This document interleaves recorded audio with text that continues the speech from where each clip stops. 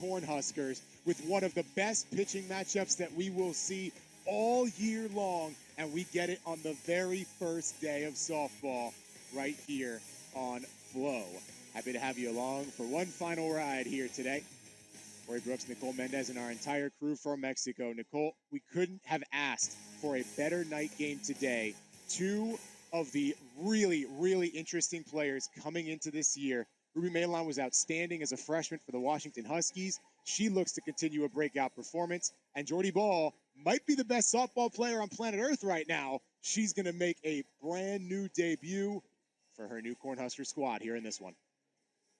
Oh my gosh. As soon as I heard about this matchup, I got excited because I feel like over winter break, over summer, there was so much talk about what is it going to look like now that Jordy Ball's at Nebraska? What is this team going to look like? And we had a chance to talk with Coach, and we heard really, really good things. Jordy's looking great. A lot of players who had injuries are returning. They're going to be strong this year. So I'm really excited to put aside all the hypotheticals and get to see them in person. And Washington, small but mighty, I think is the way to describe this team. Not a lot of depth as far as number of players, but talent, talent, talent.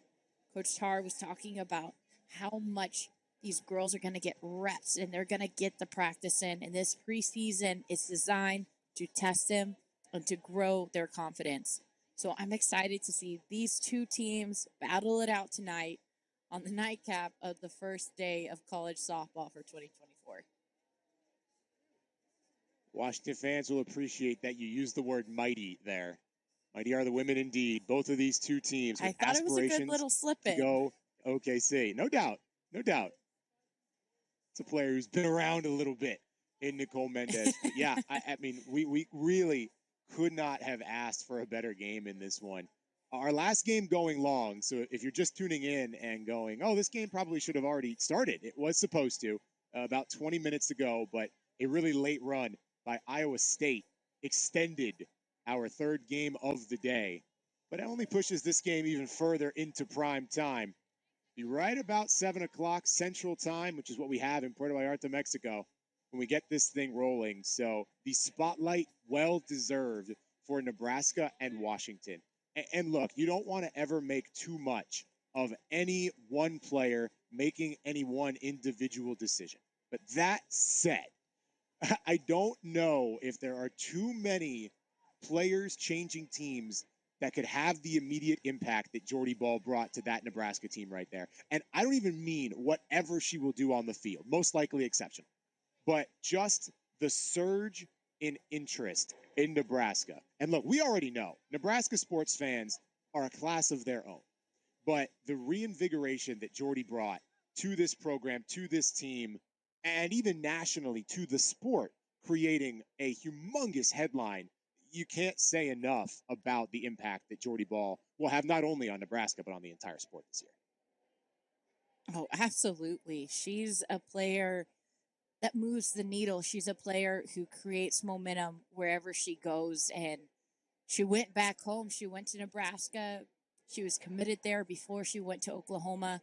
That's home for her. And for her to be able to not just make an impact, but make a name for her home field, her home state, for her family back there, that's going to be unbelievable. And I think that's part of the reason why you see such a turnout from Nebraska. They're ready to welcome back with open arms. No doubt. And this is a Nebraska homecoming game in its way, because obviously you've got Jordy Ball returning to the Cornhusker State, but now she will face Ruby Maylon, who grew up in Nebraska. The two of them were prep teammates. We're going to say it a lot tonight because it is unbelievably cool that that's the matchup that we have here in this very first game of the season for both teams. Two pitchers that know each other so well will go head-to-head. A lot of these Nebraska players know Ruby really well. They grew up together. They played together. You know this, Nicole. Softball can be a small world, even at the biggest of times. But right now, there are so many ties that bind both of these two teams. Absolutely. Man, I'm just getting chills. You can see them too. A little bit of excitement, a lot of movement, a lot of nerves, a lot of deep breaths that are going on right now. And that crowd is wild. It's ready to go. These are two teams that are going to have a great showing tonight.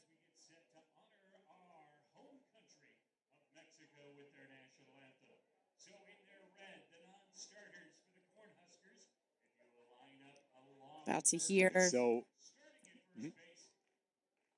the lineups for both teams, and you can feel the energy rise as soon as the announcer said, "Here come the lineups." we'll let you listen in live here on Flow. Some familiar names and some new ones in new places for Nebraska and Washington.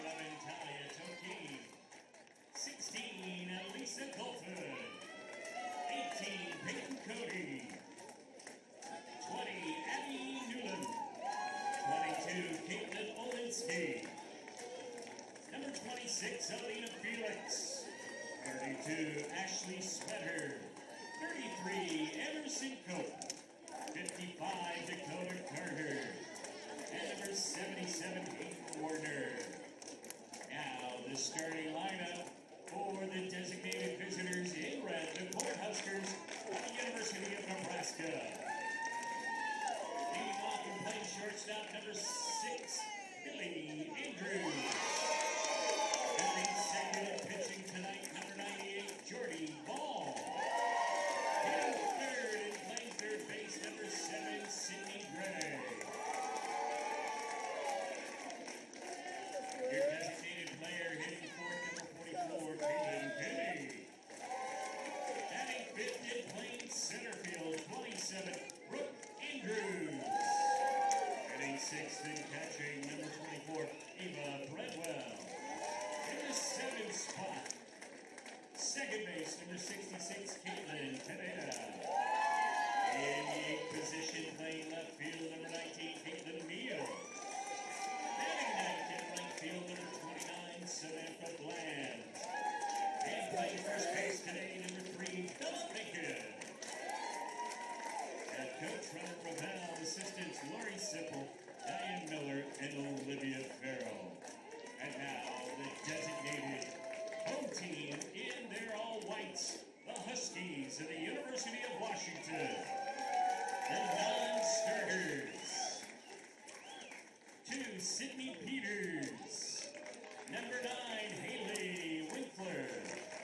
Number 10, Piper Tedrow. 11, Olivia Johnson. Number 18, Lindsay Lopez. 33, Jane Gardner. 42, Giselle Alvarez. And now the starting lineup for Washington. Leading off in center field, 44, Brooklyn Carter. Batting second, playing second base, number 17, Jillian Seldies. Batting third tonight, playing shortstop, number 3, Riley Holtorf. In the fourth spot, catching number 24, Sydney Stewart. Batting fifth, playing third base, 20, Kinsey Fendler. In the sixth position, playing first base, 21, Alana Johnson. Batting seventh and playing first base, number 4, Brooke Nelson. Batting eighth today, the designated player, number 8, Jaden Glab. And batting ninth, left fielder, number 5, Avery Hobson. Your starting pitcher today, 66, Ruby Maven. And coach, Heather Tarr, assistants, Lance Glasso, Victoria Hayward, and Courtney Gano. At this time, let's honor our host country. Please stand, and in honor of Mexico, please remove your hats for the national anthem.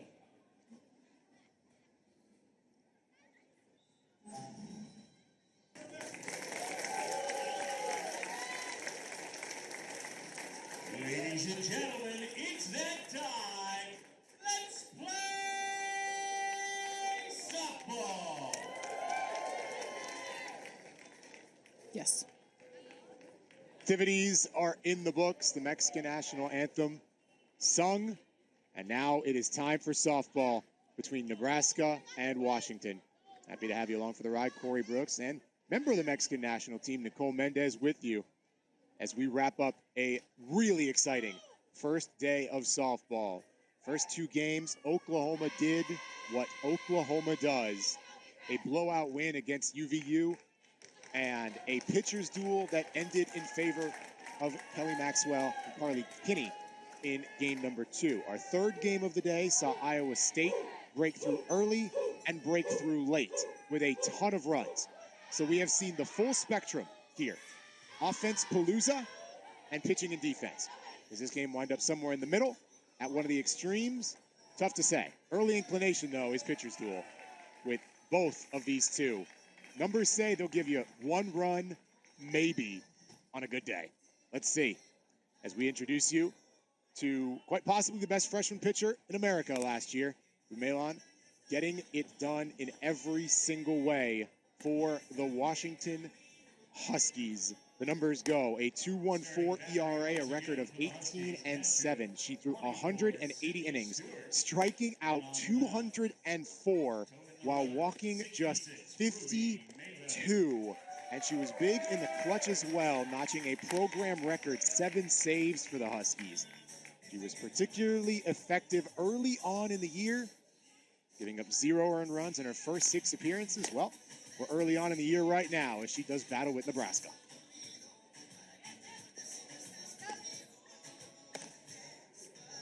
Ruby Malin, you're going to see her in the high 60s. A lot of up movement. One of the most deceptive rise balls. It has late break. Has an off speed that she can throw as well. But I am so excited to see her appear here in the 2024 season. She had confidence, but you could see, especially towards the end of the season, she was tired. She didn't know what a full season of college felt like. She has that underneath her belt now. There's more experience. There's even more confidence behind her as she starts off against a really good Nebraska team.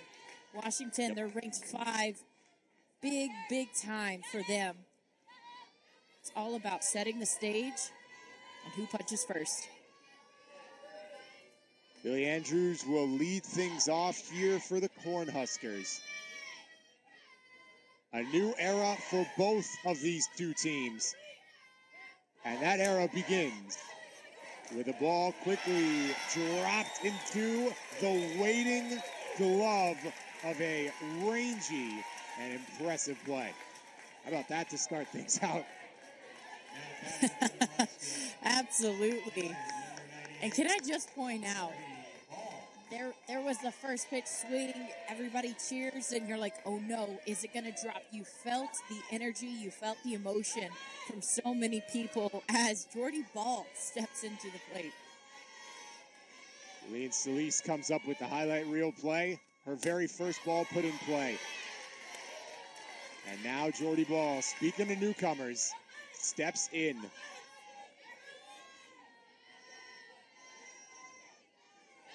So much of the attention will be on her pitching, and deservedly so. But make no mistake about it, she is a very good hitter as well. And she will get that opportunity, and amply so, for this Nebraska team. Last year at Oklahoma, Jordy started to get a couple at bats. You could see hit the ball hard. A lot of gappers, line drives. That's the kind of hitter she was last year, but who knows with the extra hitting, the extra time in the cages, what she's going to have for us in store for this game.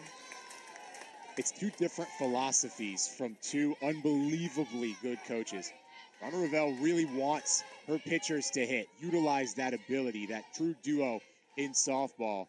Coach Gasso will generally have her pitchers mostly focus on pitching. Again, no right or wrong. Both have served very well. Jordy Ball, right now in the ultimate hitters count, 3-1.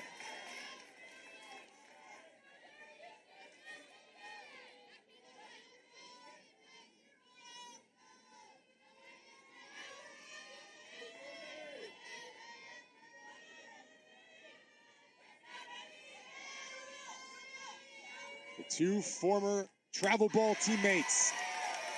Advantage Jordy Ball. Her first walk as a Husker. Now batting third base, number 7, Sydney Gray. Malin, a little jittery during her at bat against Jordy Ball. Deep breath here. Quick settle in. Walk into her catcher.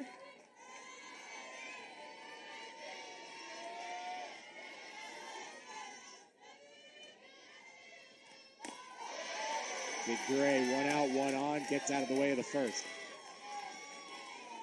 Caitlin Kinney hits behind her, then it's Brooke Andrews, Ava Breadwell, Caitlin Kaneda, Caitlin Neal, and Sam Bland, the opening 9 for the Nebraska Cornhusker.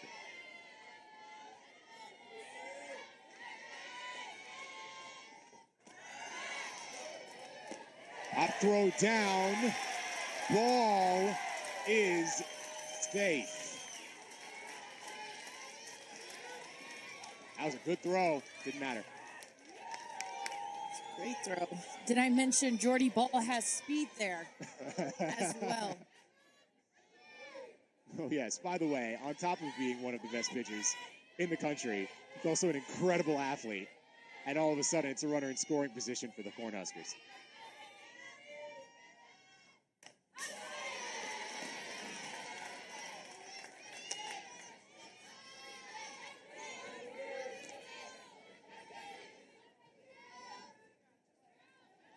Whenever it comes to this Washington team, Heather Tarr was mentioned it earlier, but they're short in numbers. I believe they only have 18 on their roster.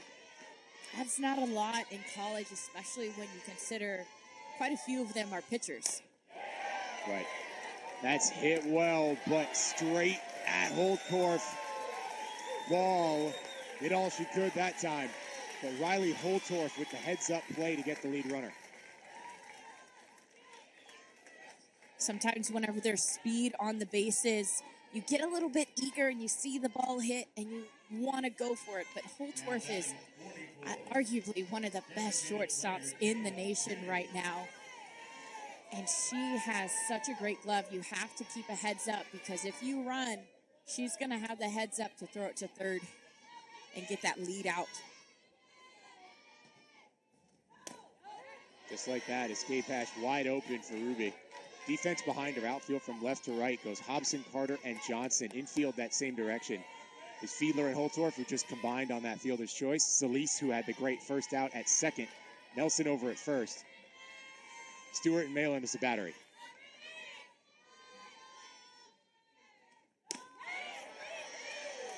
Ruby spins that one too far inside.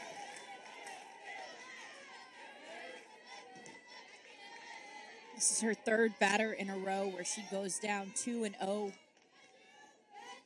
Nibbling just a little bit too much these first few pitches around the plate. Want to see her attack and really nail a strike here. Did not do that. Instead, Caitlin Kinney in the driver's seat, 3-0.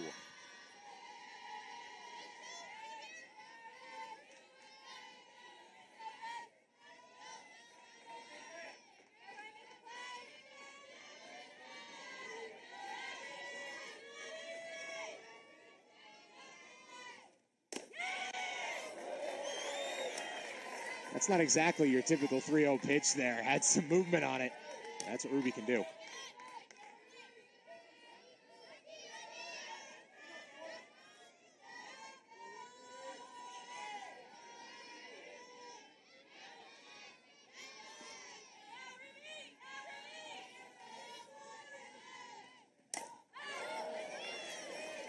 Right up a shoot. Holtorf sees it the entire way. Some really nice play by the Husky infield. Spells the end, and now they bring their back to bear at the bottom half.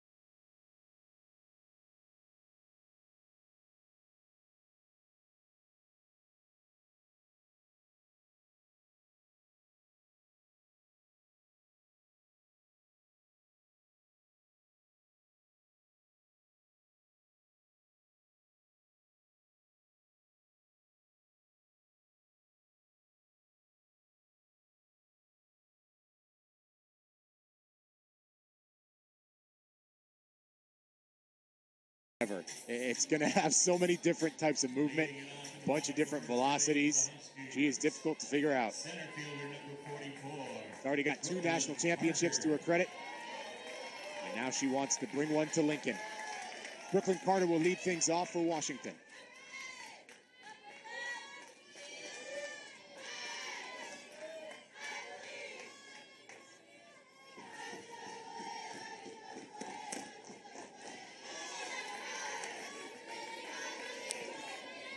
Key for Jordy is to have late break with her pitches.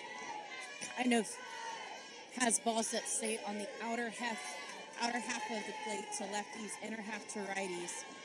But if she can tunnel those pitches for as long as possible, that's where she's going to make her money.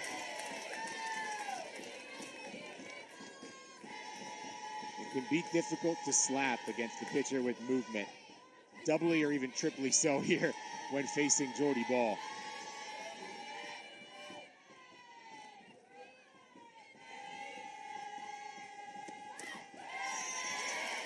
Yeah, there's no way that you could be running away from that pitch, Nicole, and be able to slap it for a base hit.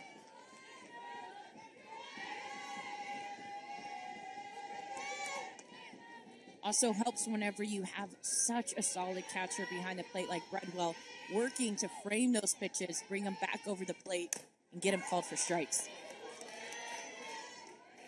Chopped up foul. Said it last game, and I'll say it again.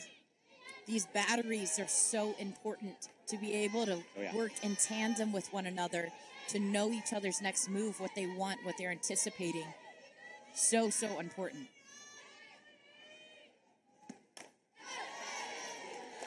That one sent foul as well. Yeah, there's certainly appreciation for it.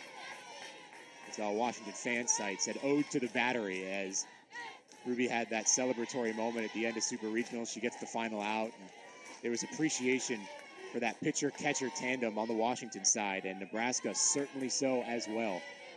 You've seen that huge surge of momentum for this program. Good battle here from the sophomore. We saw a moment ago that infield was in tight. It's because Carter might be, honestly, one of the fastest people that I have ever seen. The amount of speed that she has on her is ridiculous. She looks like she's barely moving, and then boom, she's there. Hasn't gotten a chance to use that speed just yet. This will be the 8th pitch from Ball to Carter. And what a way to lead off the game. As a leadoff, your job is to let the other hitters see a lot of pitches, see what the movement looks like, see the speed, see where the strike zone is getting called.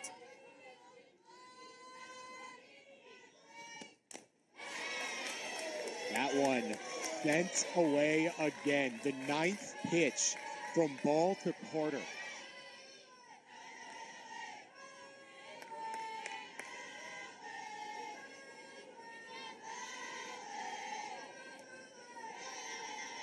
Like you said, this is, no matter what, a productive at-bat for Brooklyn Carter.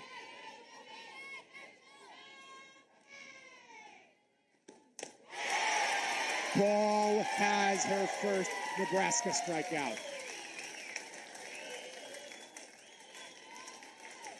And Jordy is that type of pitcher. She's going to get a lot of Ks, especially on that pitch. It's that screwball that tails down and out. So hard to distinguish when it's a strike and when, like that one, it just continues to fall off out of the zone. Such a good pitch by Ball. Carter kept swinging, kept protecting, and eventually Jordy came home with one that was absolutely unhittable. Julian Solis hits now for the Huskies. Riley Holtorf behind her. Sid Stewart, Kinsey Fiedler, Alana Johnson, Brooke Nelson, Jing Glab, and Avery Hobson. The opening 9 for Heather Tarr and Washington.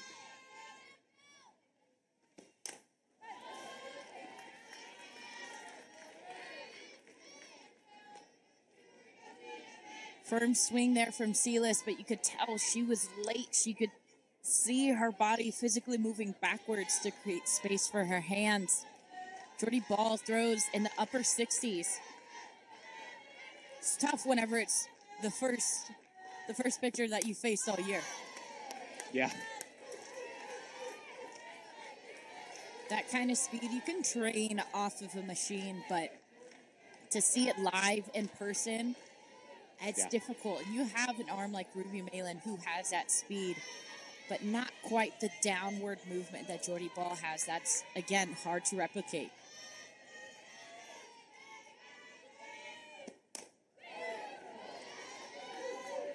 I was going to say, both these teams are certainly excited to face somebody not on their own pitching staff just because of the dynamic ability that both squads sport in the circle. But even though both have really, really good pitchers, they are different, and that certainly poses a real challenge.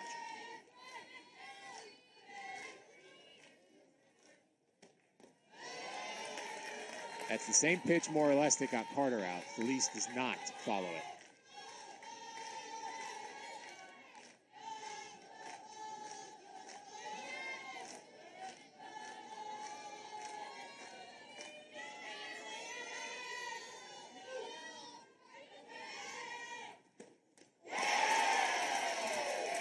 That break is untouchable and a 2-3 putout for Insurance. That off speed. Talked about tunneling, being able to hide those pitches on the same plane for as long as you can to fool those hitters. That off speed did such a good job. Looks exactly like that drop ball that she throws so well. Jordy now facing a righty. Riley Holtorf, the final hope here in this first frame for Washington. She gets out of the way of it. Neal, Brooke, Andrews, and Bland, the outfield from left to right for Nebraska. Infield that same direction is Gray, Billy Andrews, Kaneda, and Bacon. Ball and Breadwell, the battery.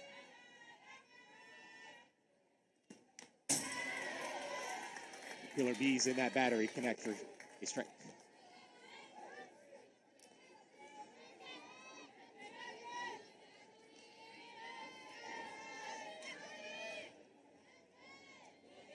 Riley Holtorf off a career year, really blossoming in that sophomore campaign. She says, what sophomore slump? And now brings a ton of momentum into 2024. She turned on that one a beat early.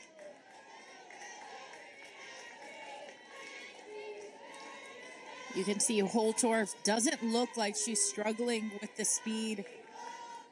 I'd see Jordy go lower in the zone, maybe a little bit slower. Throw her off balance.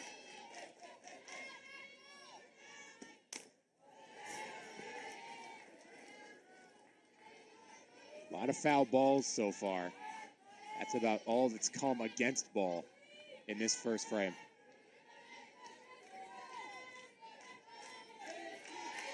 But a lot of pitches. That's what those foul balls equate.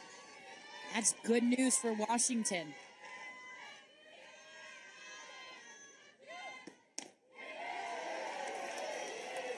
Going to be about 20 when it's all said and done. If Holtorf reaches, obviously it could be even more.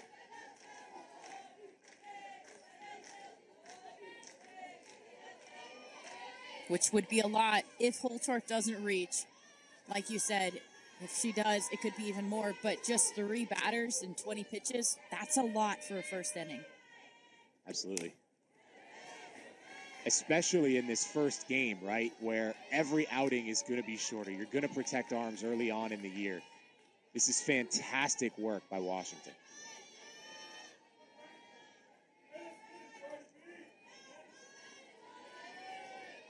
Not that Nebraska is short on pitching options by any means. This one is a little different. 2-2. Great hold by Holtorf. Full count. Even then, I think that was an effective off-speed by Jordy. You could see the little knee buckle from Holtorf with that off-speed. It opens up a lot of options for Jordy for this next pitch.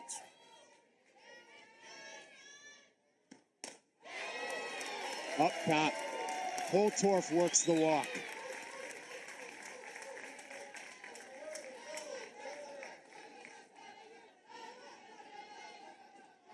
That plate discipline, so good from her.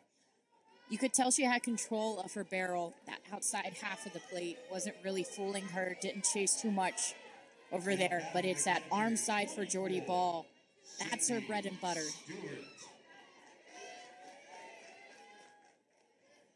Talk about the ode to the battery. Here's the other half of it. And Sydney Stewart, an on-base machine last year for Washington.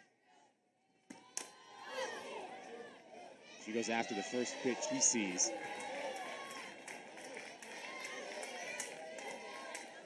OBP 416 for Sid Stewart. Only that patience and discipline is one of the last things to come for a young player.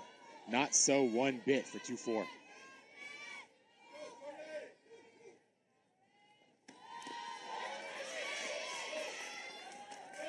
Throw down, not in time. Holtorf in scoring position.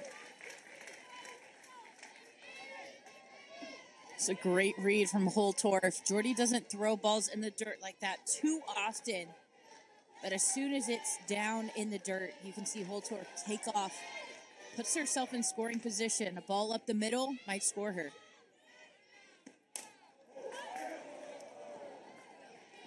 Stung well over to right. Into foul territory.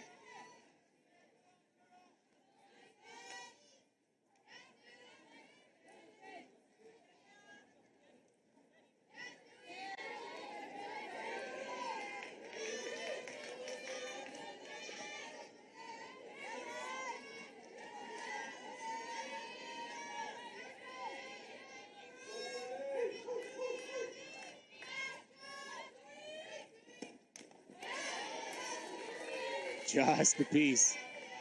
You stick that bat out there and hope sometimes. Worked out. One thing you can see as Stewart gets into the box, as a righty, that's where a lot of those pitches go on the inside. She's backed off just a little bit to make space to be able to hit those pitches. In response, great job. Continued. Yeah. Great job by Jordy, noticing, okay, you want to get off the plate? I'm going to leak it a little bit farther, a little bit farther, a little bit farther. That one, it's probably in the river close to chalk, but because she's so off the plate, feels still like a strike.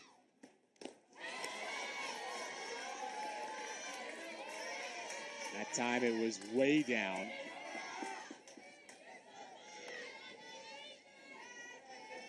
Redwell working hard back there.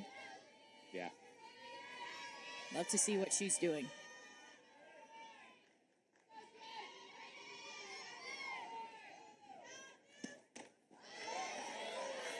High and tight. About 30 pitches in this inning for Jordy Ball. Washington understood the assignment.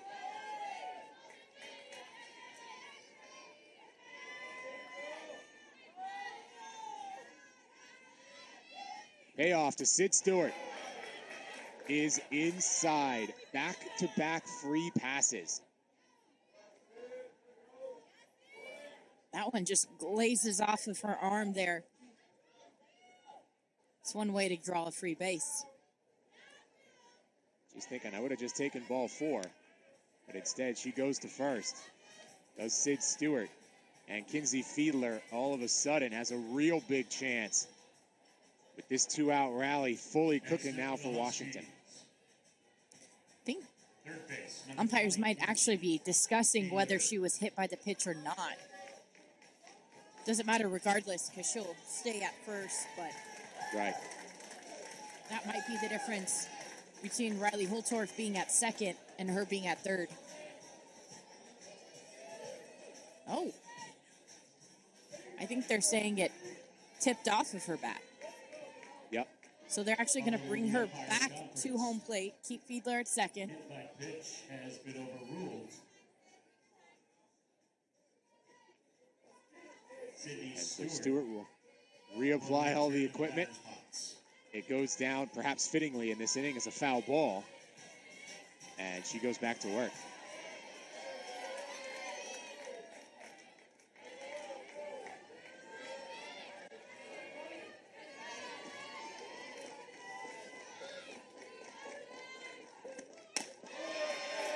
There is ball 4. Back-to-back 8-pitch walks for Washington.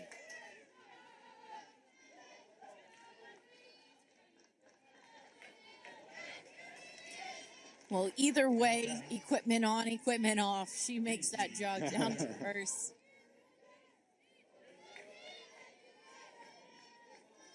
So back to where we were a second ago. Kinsey Fiedler with a huge chance. Oh, yeah. You know the coaches love that.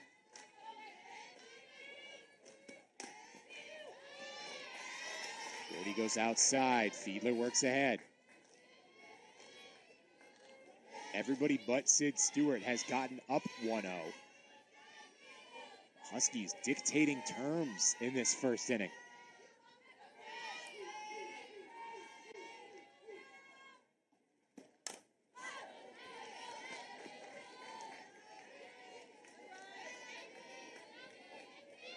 I think as long as Jordy keeps that screwball tailing down, she's going to have a lot of success with it.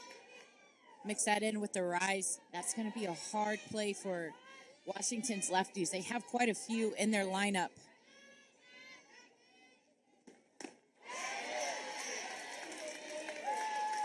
Not enough. Seen a good amount of that. That is a pitch. Yeah, that's the pitch that you want to go after for Jordy if you're a lefty. Kind of stays east to west. You don't see that downward movement.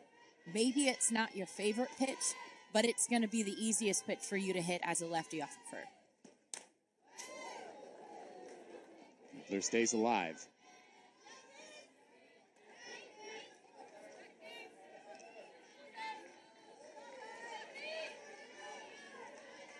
"35 pitches and counting. No balls put in play, by the by. 1-2 again from Ball, way up. In my notes for this game for Washington, their keys to the game said they have to be strong defensively. They should have multi-hit innings. And they also have to make Jordy come to her instead of you going to her pitches. And I can say that's what they have been doing so well as she draws another 3-2 count. 3 straight fulls. This is perfect patience right now for Washington. Balls pay off again. Is there room in foul territory? There is. And so Jordy Ball will keep Washington scoreless in her first frame, but it'll cost her about 40 pitches to do it. Still, zeros on the board in our top 20 class. 2 left on base. We move to the second inning. Hi, I'm Jason Meixel, General Manager at Capital Volkswagen, here to introduce you to one of our newest arrivals, the 2024 Volkswagen Tiguan, equipped with style and impressive versatility to be the all-around SUV you need for life, as well as helpful tech features designed to make driving easier. Own one for just $299 a month or finance for 4.9% APR. Welcome to Volkswagen. Welcome to Capital Volkswagen, the better way to buy and service. Against teams from around the country or giving older athletes. Well, it feels like Ruby Malon may have to really get warmed up again. She had to sit for a while, and usually we say that after a big flurry of runs, but nope, not here. 0-0. She goes back to work in a tie game.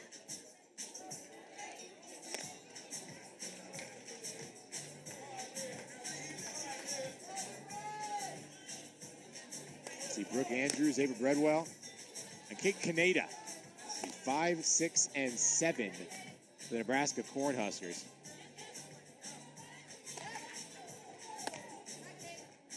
Two coaches who have been there and done that. They won't be surprised by what they just saw. They both preach that to their team. Be patient, grind out at bats. Heather Tarr in her 20th year at the helm of this Washington program. With about 32nd year head coach of the Nebraska Cornhuskers. Over 1,000 wins at her alma mater. Both these two coaches representing the school they graduated from. Center fielder 27, Brooke Andrews.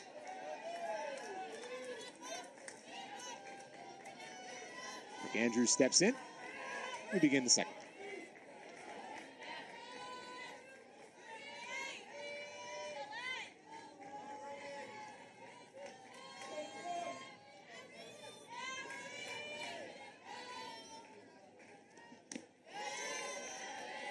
They're also both the winningest coaches in each athletic department's history, men's or women's, which is saying a lot because these are two pretty successful sports programs throughout time.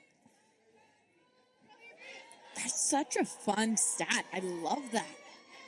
And for both of them to be female head coaches, it's incredible. Yeah, it means a lot. Right up, right down. Brooke Nelson makes it look simple. Yesterday was National Women's and Girls in Sports Day, and, you know, it just seems fitting to have that stat here. Yeah. One of the things I love about the timing of this tournament is it will always come either on or like right after, like this, National Women's and Sports Day, and it just continues to grow women's sports in general in the best place they've ever been, and it's awesome.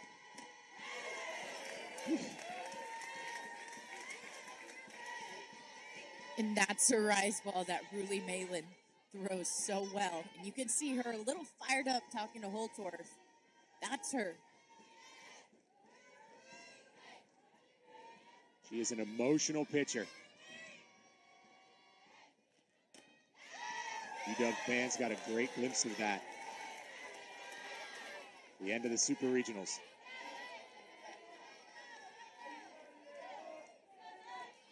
So much passion behind the way that she plays.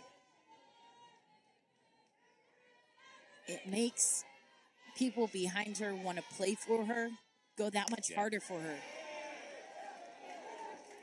Well struck, but in foul territory. Well, did give it a ride. She was ready. If that had gone fair, that would have been a triple easily. That was a good piece. Just a little bit too foul. I think both teams seeing a little bit more speed than they're used to live.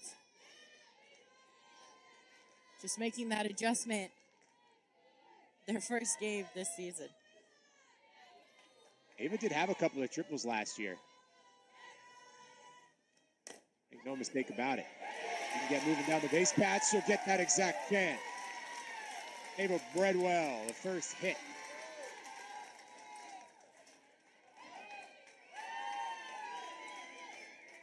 Perfect placement there to get it past Riley Holtorf is no easy task. Hit hard enough to get there. And now Washington has to be mindful of the speed that is on the base path. Nebraska already has one stolen base.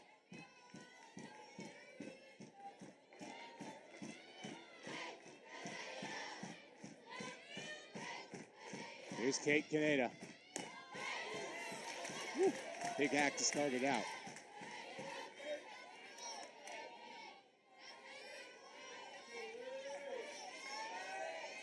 The Nebraska batting average leader a year ago as a freshman.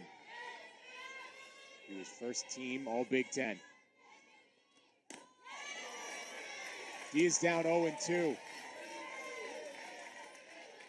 Down 0-2, but I love those hacks. That swing is beautiful. Barely missing.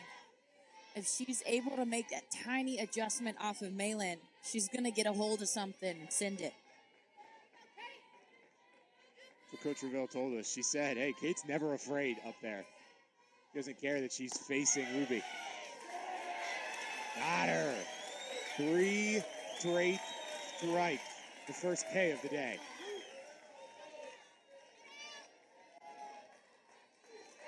Tell you what, though, heading into the second inning, maybe it was a rest, maybe it was a momentum swing, but you could see Ruby Malin not afraid. Those nerves are long gone from her.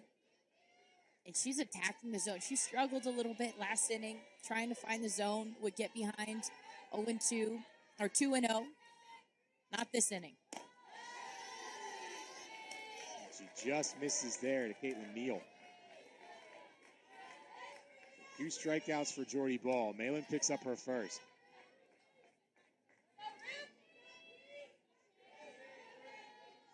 And the former teammates continue to take center stage in our PV nightcap here.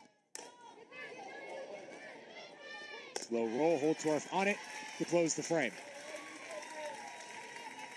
Well, the best part, or I should say at least one, that first day, you're getting everybody's best. I didn't show it in the circle right now.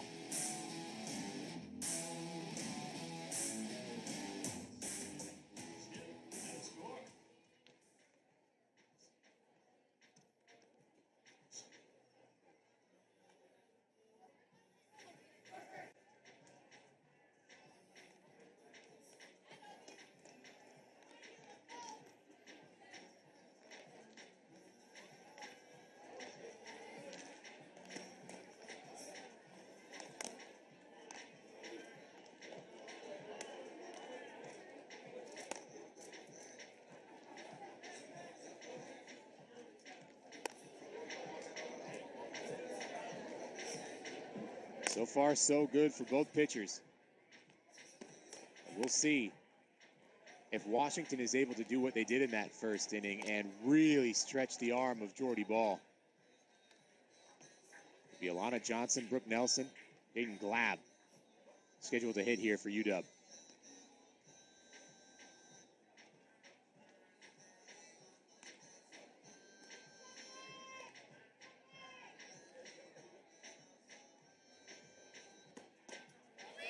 It's that interesting mix because you know Jordy can throw a ton of pitches. But Coach Ravel asked her to do so here in this very first game, understanding it's a huge matchup and a tremendous opportunity for Nebraska to make a statement. And look, Cornhusker fans want to see as much of their new pitcher as possible.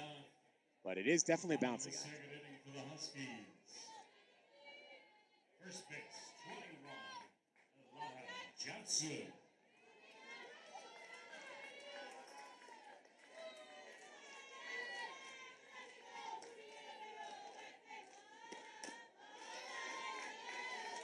Alana Johnson watching ball one.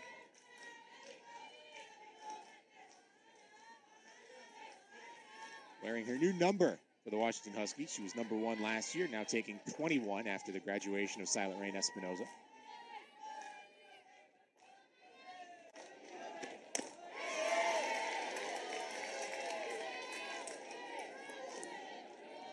Great pitch there. Notice Johnson also stepping off the plate just a little bit.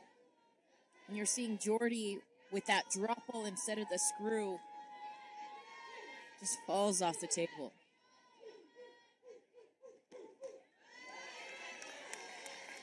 That one starts a bit too low. And Alana Johnson in control.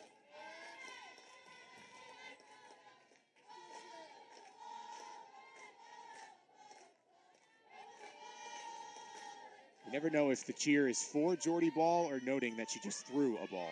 Could be either one. That one's up top. Who's doing the play on words now? Oh, listen. Wordplay is the finest of art forms. I'm with you there.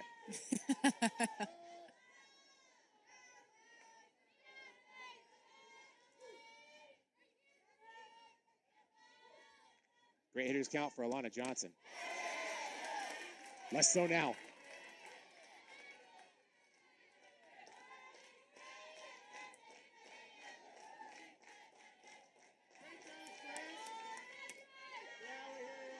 Bounce back there by Jordy.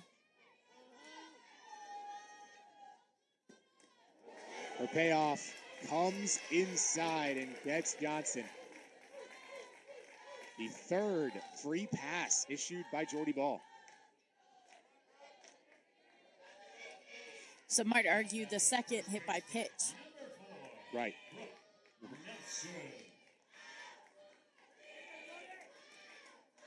I think with Washington stepping off the plate a little bit, Jordy's trying to toy around and figure. She's been doing a great job, but she's been having to figure out how to work that zone. Look at the speed from Milana Johnson. Bunt shown, not needed. Huskies go right back to scoring position.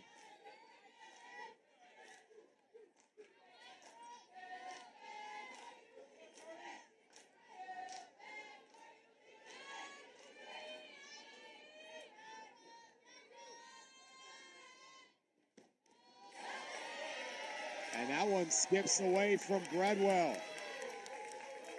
Basically 2 bases for the price of 1. Brooke Nelson, a real chance with even a sac fly now to begin the offense tonight.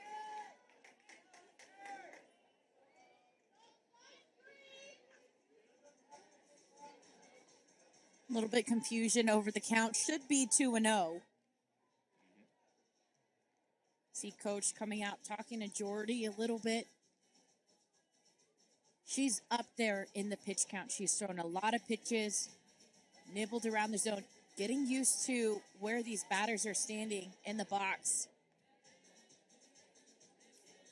I think whenever the righties are up and how far off the box they are, doesn't have to be the best moving pitch, but if Jordy peppers in some pitches on that outside half of the plate to righties, I think she's going to start seeing more success on the inside half.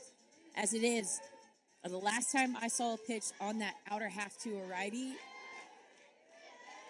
it was maybe 30 pitches ago. Yeah. So it makes it a lot Usually easier same. as a hitter. Yeah. Makes it easier to decide, I'm staying on that inside half. Usually saying 30 pitches ago in the bottom of the second. It's been that type of day. Now it's 3-0. Ball basically even. It strikes to balls thrown.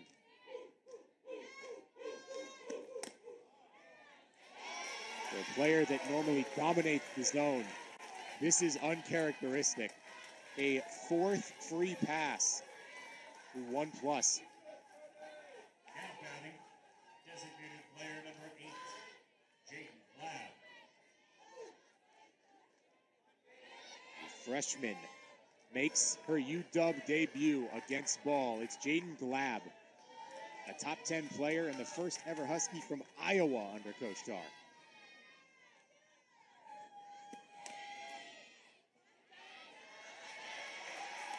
And just affording the base to Nelson. 2 in prime position. And right now, you can hear, you can feel the energy from Washington.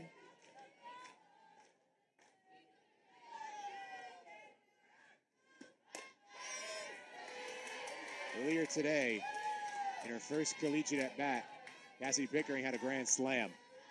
That's not necessarily on the table, but if Glab is able to get an RBI or 2 in her first crack, Washington will be more than happy.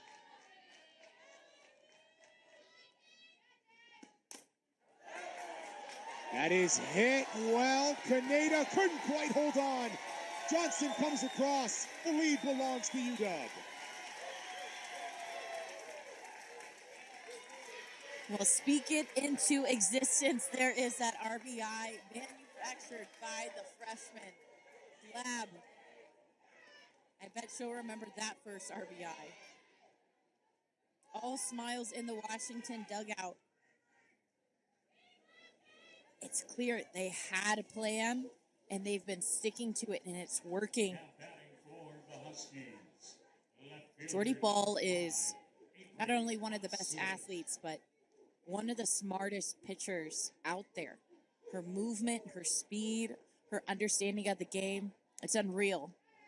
So right now, as this Nebraska defense is huddled in, they're talking and they're resetting. I really am excited to see what these adjustments that Jordy Balls she's going to make in the box. Especially as this lineup turns around and she's going to be facing a lot of lefties, which is her strength. including Avery Hobson, who attacks the first pitch he sees. Difficult to reset with another run 60 away. That's Brooke Nelson right there.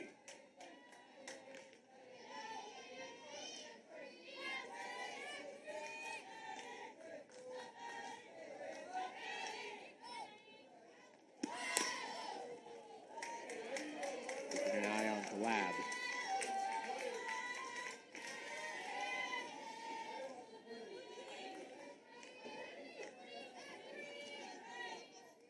Coach Tar hasn't been afraid to send him. Glab's already got her first hit, first RBI.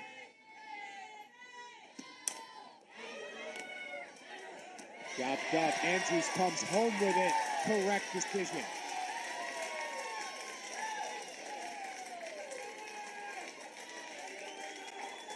Great heads-up play there by Andrews. She knows how aggressive Washington likes to be on the base path. Charges that hard, no hesitation at all. Didn't even think about first. She knew where she was going. And a great tag behind the plate by Breadwell. Brooklyn Carter. Brooklyn Carter gets her second AB of the day in the second. Still a good chance with 2 on and only 1 down. The riser there for Jordy Ball.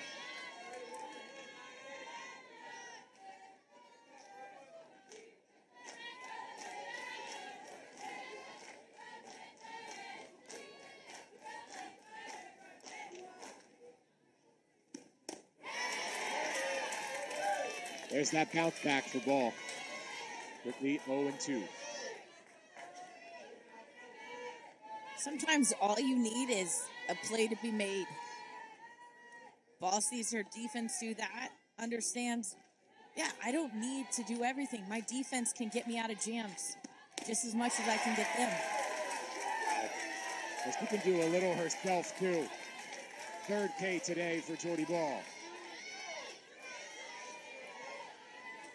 That one went coast to coast, starts on the inside half, leads on over. That tail away from lefties is so hard. Release the big hack. Second base, Jillian Solis.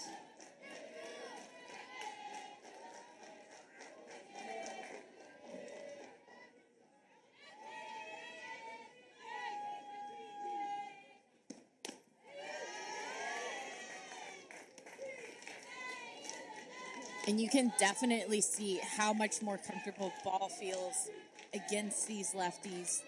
She's starting to strut a little bit more, got a little bit more swag to her walk to the back of the circle.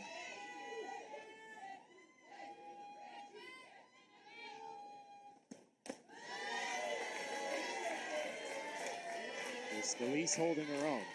Struck out the first time against Ball.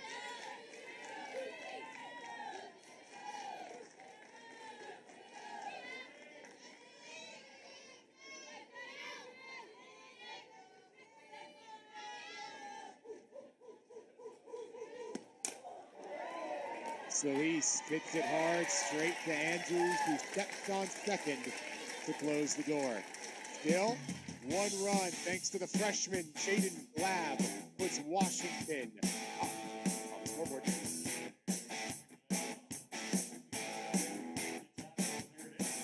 It's the Huskies 1, Cornhuskers nothing. Hi, I'm Jason Meixel, General Manager at Capital Volkswagen, here to introduce you to one of our newest arrivals, the 2024 Volkswagen Tiguan, equipped with style and impressive versatility to be the all-around SUV you need for life, as well as helpful tech features designed to make driving easier. 01 for just $299 a month or finance for 4.9% APR. Welcome to Volkswagen. Welcome to Capital Volkswagen, the better way to buy and service.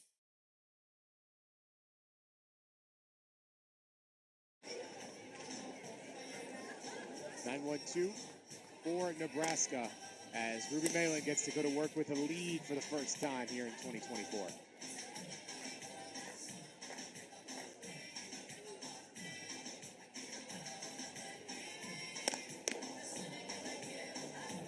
Both of the pitchers towards the end of those last innings looked like they finally found their groove. You could see the confidence come back. You could see the strikes start to pound the zone. For Malin, it's staying consistent, staying level, not letting her emotions take her out of where she is. For Jordy, it's making that adjustment to the righties.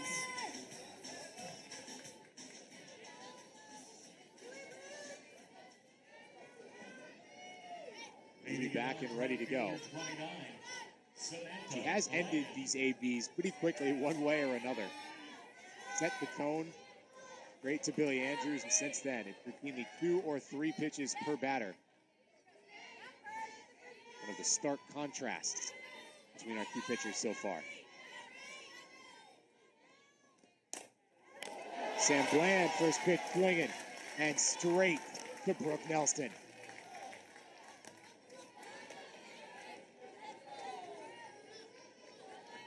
Straight to Brooke Nelson, but a hard hit by Nebraska. That's the kind of response that you want when Washington goes up 1-0.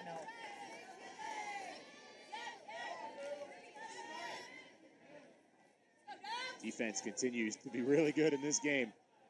Nebraska flips it and brings in Billy Andrews.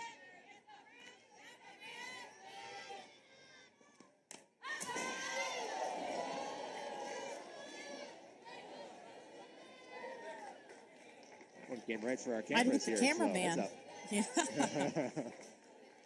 Hope he's doing all right. Crowd is quite vocal on that one.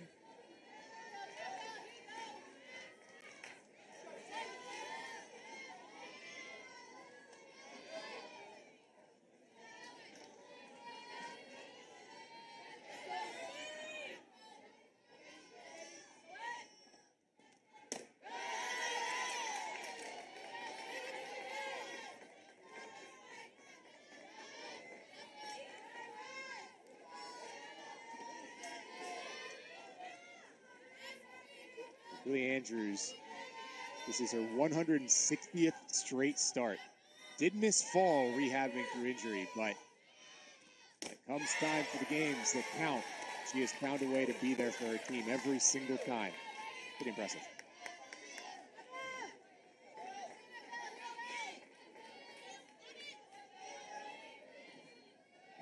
That speaks volumes to your character, but to who you are as a person. But the game always knows, the game always pays you back.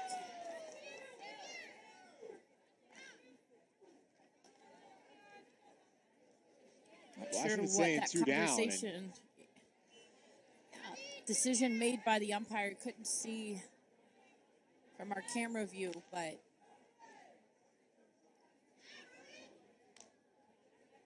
looks like the umpires are explaining it right now to coach.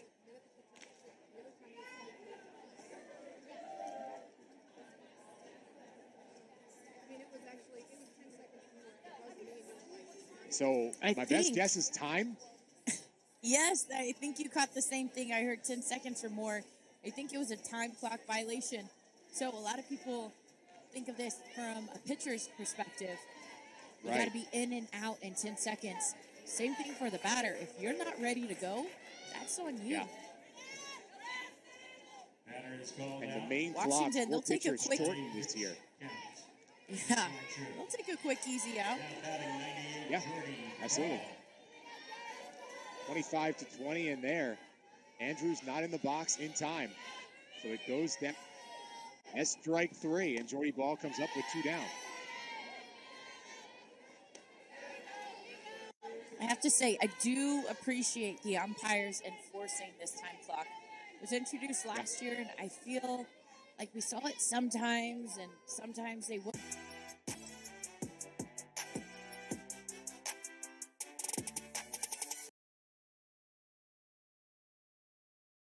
Difficult. If sometimes it's called, sometimes it's not. You don't know whether you're allowed 10 seconds or, hey, I could get away with 5 extra more.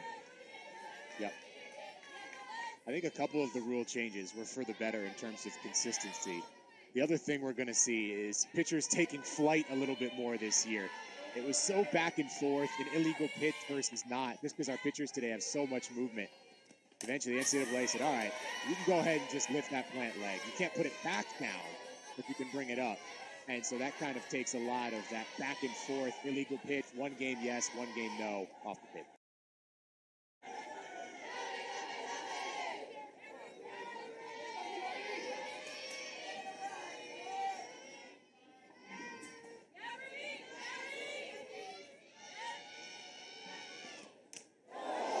Dirty ball, ow.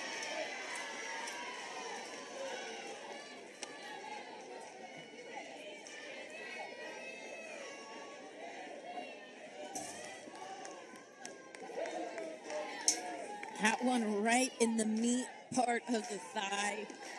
Kind of stuck a little bit. Ruby Mayland does not throw soft. You know that's got to hurt.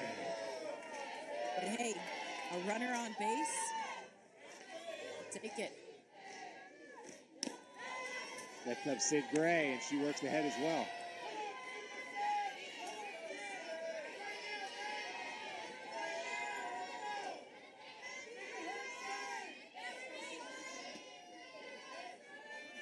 Ruby has conceded one base runner in each inning, but that has been it.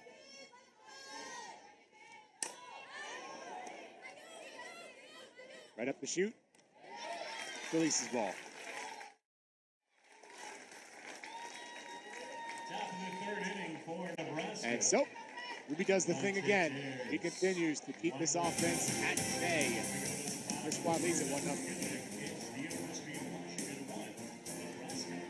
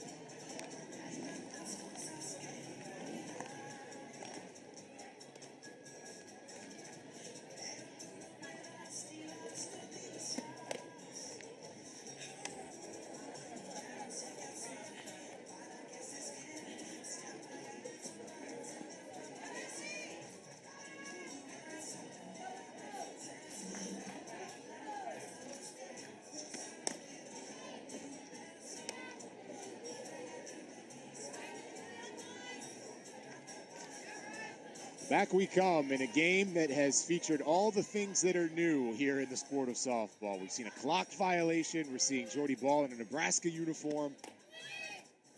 Everything you could ask for in our nightcap.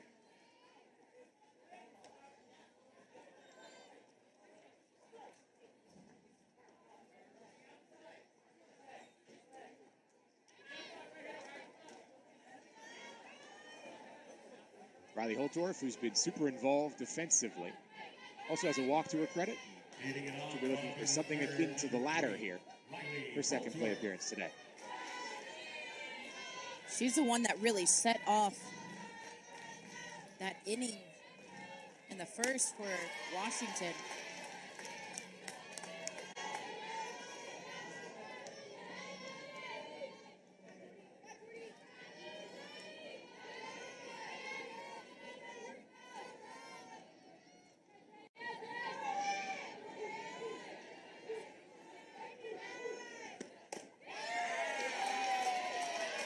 Caught the zone there as well.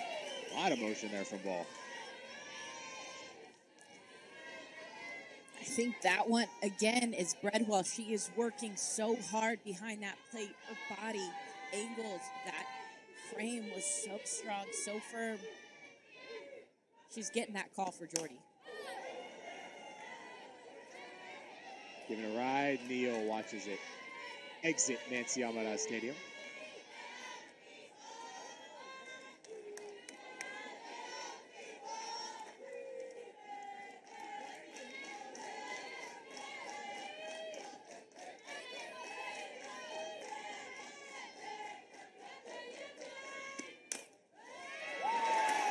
Well, and it goes 5, Stick Cole. Riley Holtorf on base for the second time.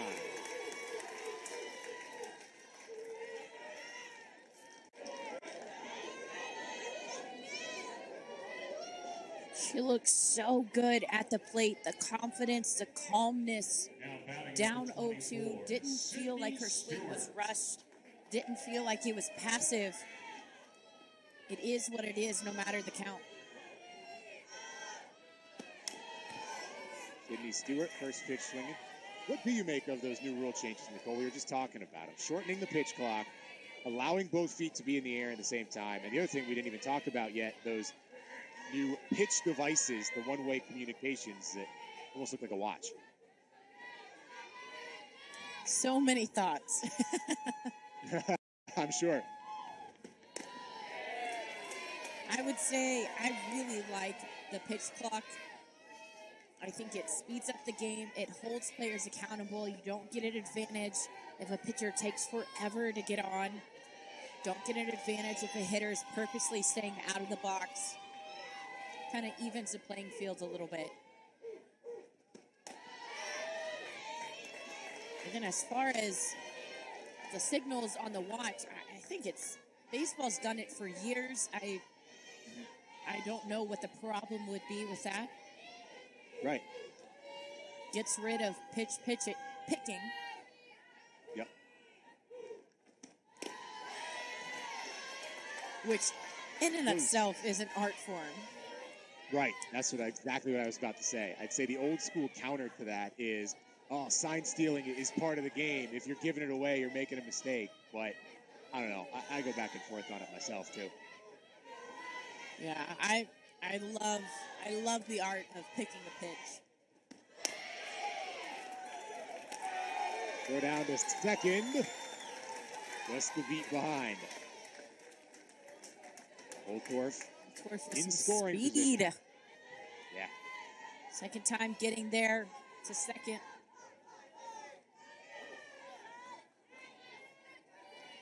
Didn't steal a ton last year. 6 of 9.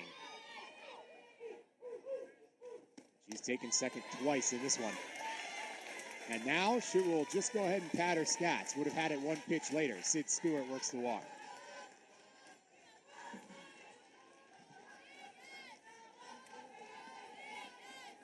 And again, with the righties, see Jordy struggle to find those right spots that she really wants to get for those swings and misses. Last thing I'll say about the new rules is, I don't know, I might be old school, but crow hop is a crow hop. You definitely throw harder. I think for me, the biggest thing is safety. Sure. There's a lot of young girls who normally wouldn't throw with a crow hop, who are just because it's allowed or just because you see some other pitchers do it. It's hard to see 10-year-olds kind of battering their knee like that. Gray got the throw down. Did so just in time. Easier said than done with the speedy Kinsey Fiedler, but still she did the job. 2 in prime position. Great sack there. I'm going to bring into play one more topic that has been kind of controversial the last few years, and that's the safety bag. On that play there, it was a great bunt. It was a great throw. It was a great run down first. But Bacon, the first baseman, she was standing in the way until the very last minute. If the runner doesn't slow down, she gets hit. That's a collision. I've seen plenty of injuries at first. Yeah. There's no shame in having a safety bag to run through. After that, it's dead. Yeah. So I'm wanting to see that change being made, maybe next year in college softball.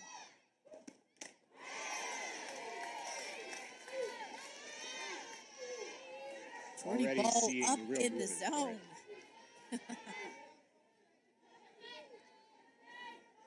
Allowed to do it, and I think by next year, I'm with you. That's going to be almost universal. That one, to me, kind of feels like a no-brainer.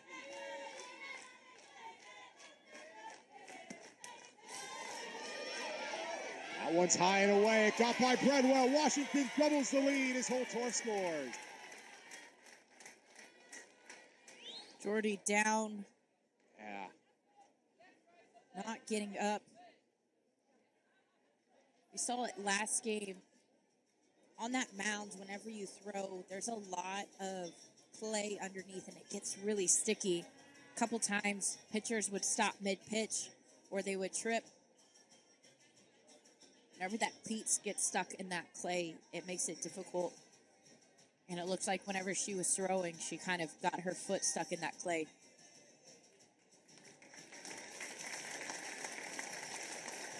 You absolutely hate to see this.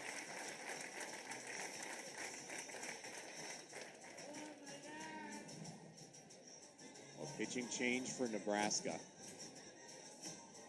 We certainly wish the best for Jordy Ball. Step aside briefly here on Flow.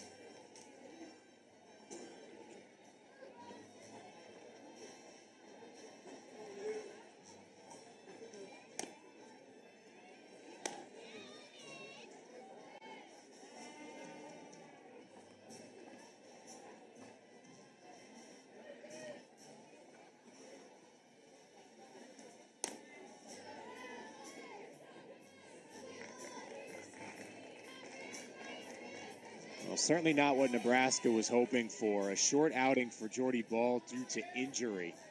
And so she will head back to the dugout and be relieved by Caitlin Olinsky, the freshman coming in for Nebraska. The first lefty that Coach Ravel's had in a while. And she will try and stem the tide here. The other change will be the entrance of Cope. Defensive Come in and play change. first base.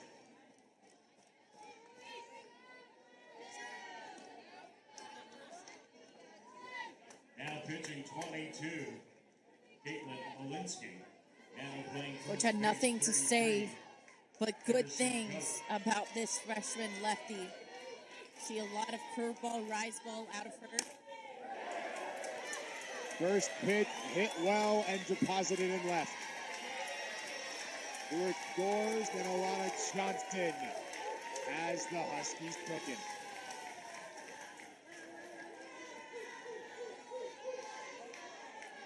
But the thing you have to learn, and a tough lesson it is Now as a batting freshman, first base, number 4, Brooke Nilsson. might have a great curveball, but if you leave it over the plate, it's going to get hit hard, especially with a team like Washington who can cover the middle half of the plate so well. Nelson, first pitch swinging, and it gets by Gray. UW leader put just enough on it. Washington churning now. Only out in this inning was the sack. Designated player, number 8. One just bounces over Gray's glove. You can kind of feel Nebraska just a little deflated. That last one officially scored an error. That one is to the backstop, and it sends Johnson to third.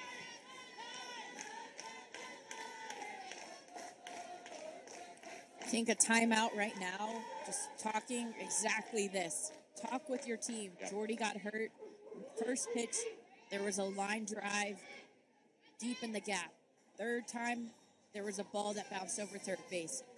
Then a pass ball. It kind of felt like things were starting to snowball. Just to get together as a team, reset, refocus. Still softball. It's still your game. It's only 3-0.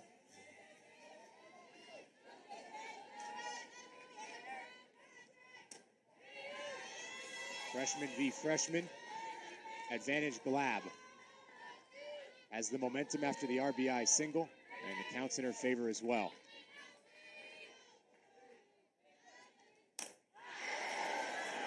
Glab elevating.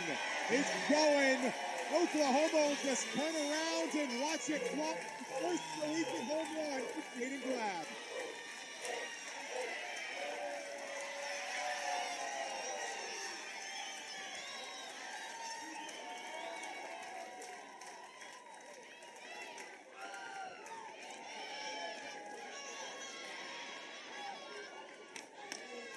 Well, you called it, just not the right at-bat. Left's first at-bat, RBI, second at-bat. That's where the home run power came in. You talked about her being one of the top 10 picks in the nation as a freshman. That swing right there shows you why. Earlier today, another when quick OU. Yep. Third one, 3 in one day. 3 different teams. That's the way to get it started. Love to see the power off the bat.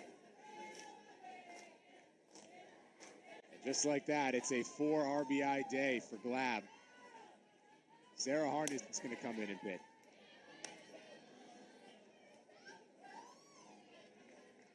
Just a wild turn of events. Cassidy Pickering began her career with a home run, her first collegiate at bat, and now Glab in her second launches it beyond center field. And this has completely turned. You can almost understand it from a Nebraska standpoint. Jordy means so much to this team and this program and the sport. And to see her get hurt, definitely deflating. But you can only play the opponent in front of you. And Washington saw the freshman Olinsky very, very well. Now batting for Washington, left fielder number 5, Avery Hobson.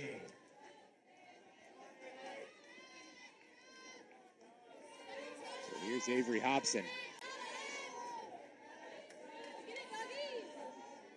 Get into the fielder's choice her first time up in the second. In for strike one.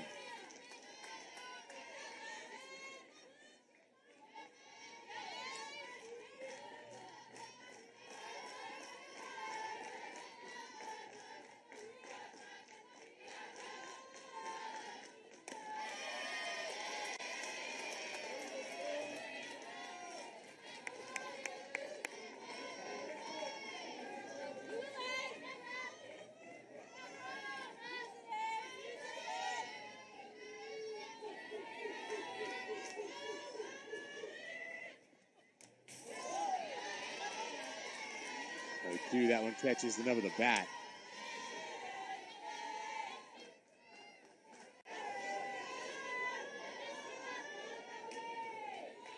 Sarah Harness, the senior here for Nebraska.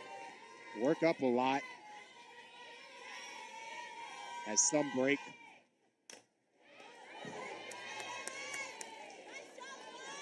Transfer from SIU a couple years ago. She was all MVC before coming to Lincoln, and she's been outstanding here. An ERA of 3.40, record of 10-5 last year. Her 115 and a third innings pitched. She struck out 104 while walking 73.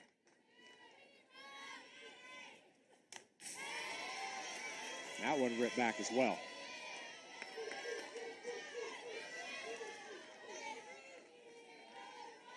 This Washington dugout has not given Nebraska a moment of peace since this game has started. Hard to believe we're only in the third. I feel like this has gone on for a while now. That energy is just relentless.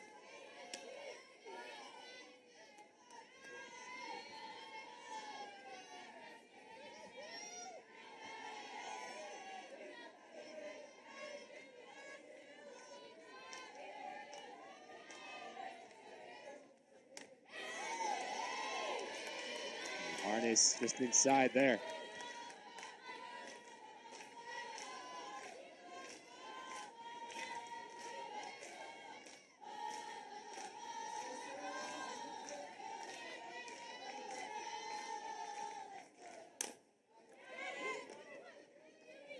Chopped up to Andrews. Route number 2.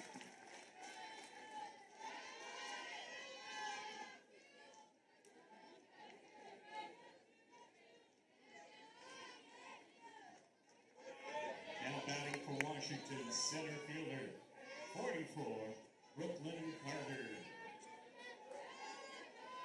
Lineup flips for the second time.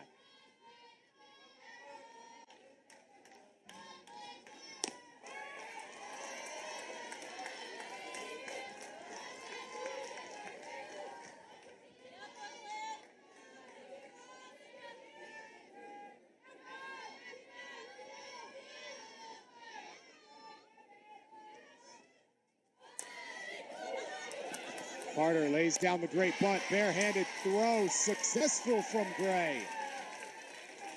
Great play over at the hot corner, but Gaten Glab, the headliner now, a 3-run home run as part of a 5-run frame that's got Washington up by 6.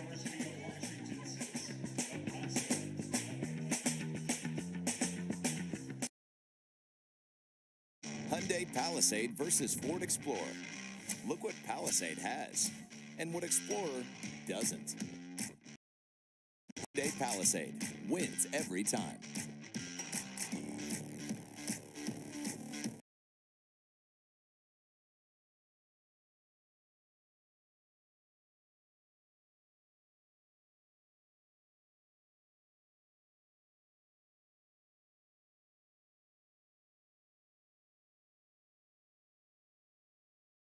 Players as they compare themselves to the collegiate levels.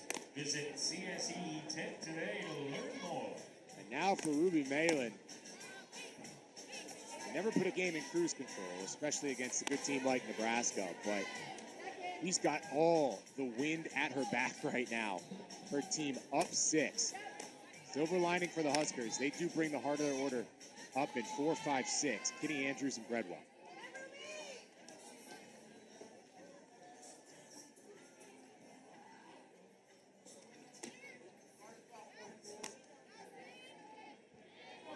Like you said, it definitely feels like the wind has gone out of Nebraska's sails and flown right into Washington's. A healthy 6-1 lead here heading into the 4th. You can see this battery right here communicating with one another. Behind the plate, Stewart kind of telling Malin, tunnel vision right here, just you and me.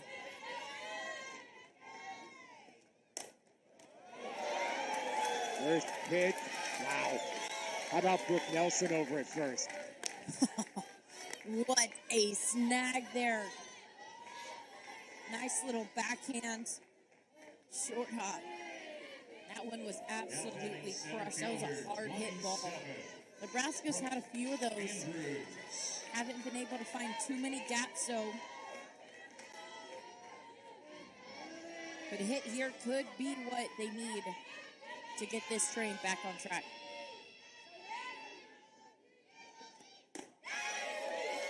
That's the third one-pitch out for Ruby Malin in this game. Another few two-pitch outs.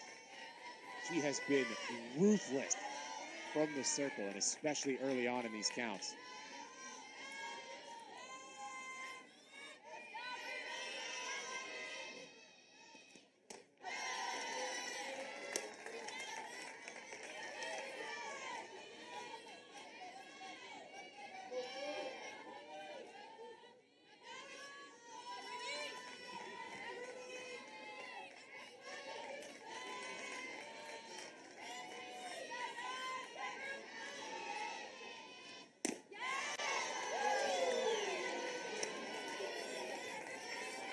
Malin Gets wanting through it that at pitch.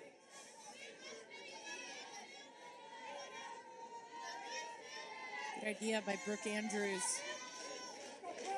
Staying disciplined at this plate.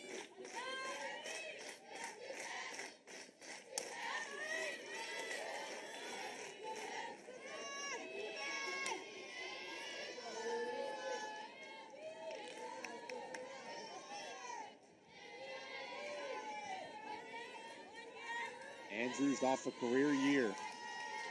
You can look at the numbers. She's gotten better and better each year. Highlight for Brooke last year, slugging .575.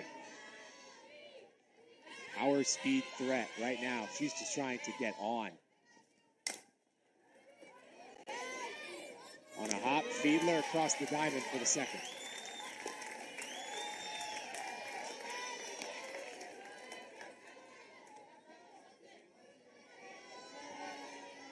Malin definitely in a groove right now. Those last two pitches, rise ball up and in on the hands. Other pitch, low and away. Easy ground ball to your third baseman. She is feeling all four parts of this strike zone.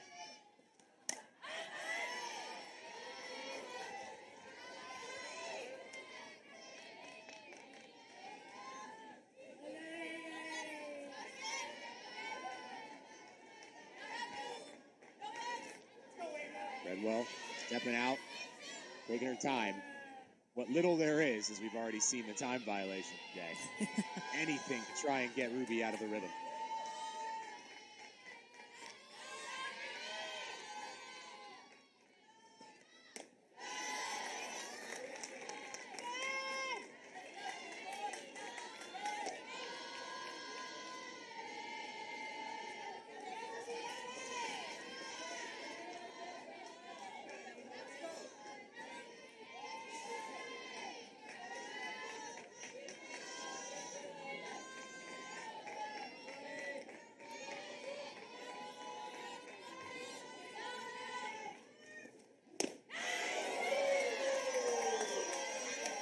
Not quite.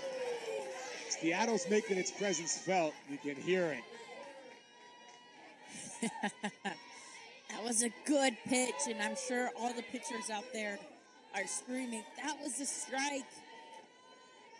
I think that was a good look. So I assume you, as a great hitter, were saying, nope, ball all the way? Not necessarily ball all the way, but more so, I don't have two strikes. That's a pitcher's pitch in a great spot. If I'm not 100% looking for that pitch on time, I probably won't get the greatest hit off of that pitch. So laying off of that, even though it was a really good pitch, works in my favor.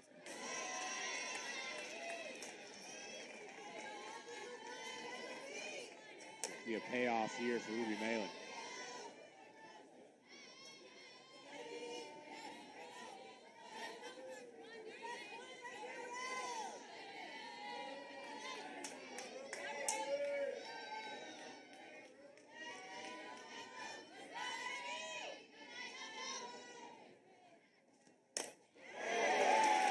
Hard off the bat of Bredwell.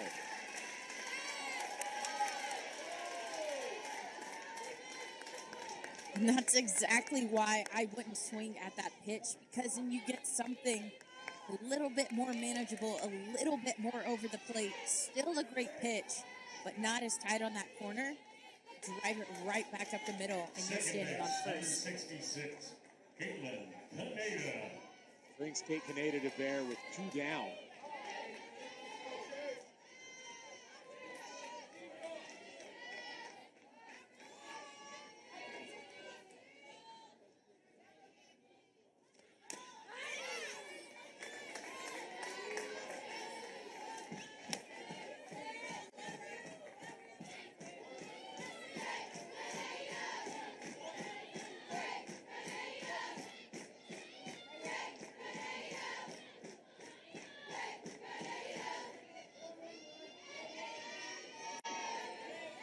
Sounding a little like Lincoln South right now. Nebraska fans still very much in this, but Ruby's making it hard to root.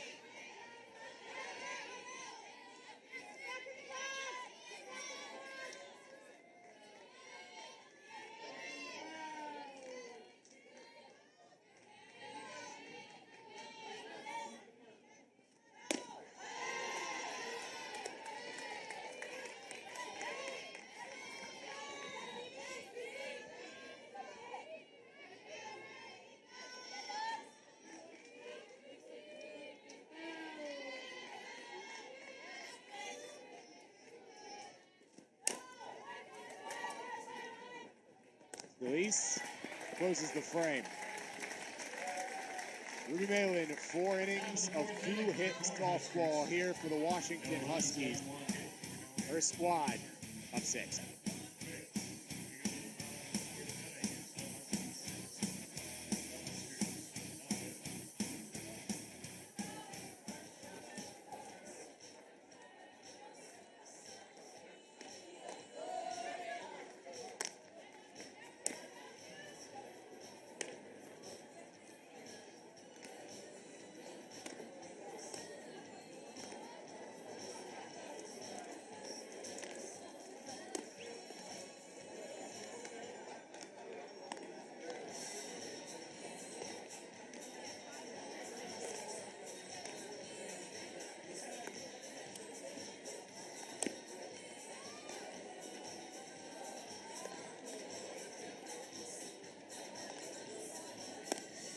Sarah Harness begins her first full inning of work here for Nebraska. Just trying to keep things at 6. The Huskies pretty clearly playing their best softball of this first game. 5 runs on 3 hits in the third.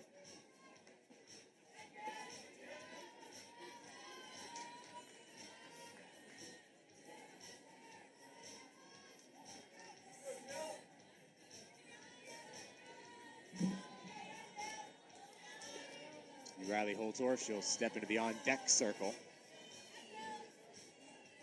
She's been great today, reaching base twice.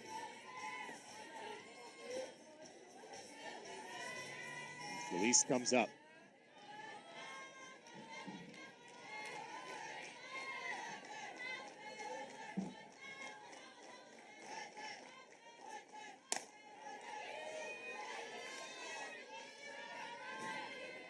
Now batting second base, Jillian Solis.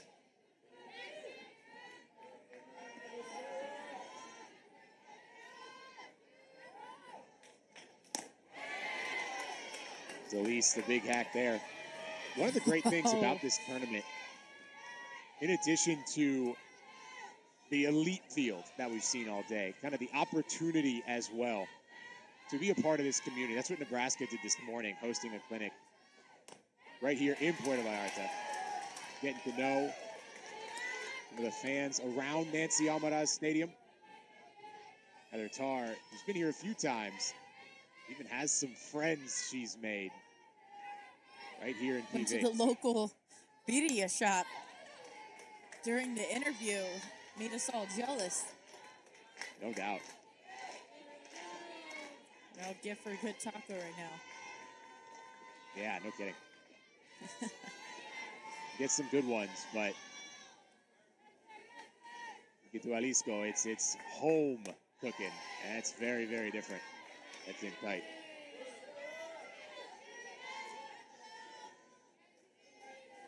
No, but you're right. This tournament is so special. Started back, I want to say in 17, my freshman year, first time we went out there. Lofted into left and rangy from Neal. What a great track on that ball.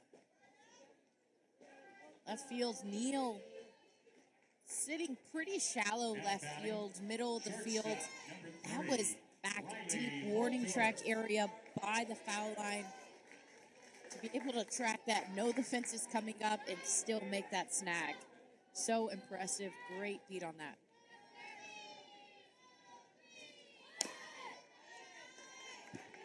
Riley Holtorf watching ball 1.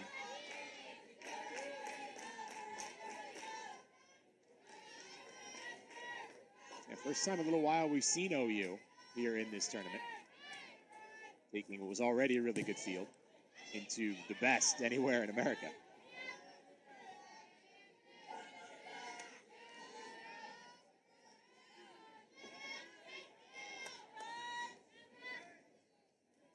See Neal. Harness calling a timeout. I'm still thinking about that catch. Harness calling a Catching left. timeout. Come coming and talking with her catcher, getting on the same page, getting in sync. That pitch a little crazy. Just making sure they're on the same page before they move forward.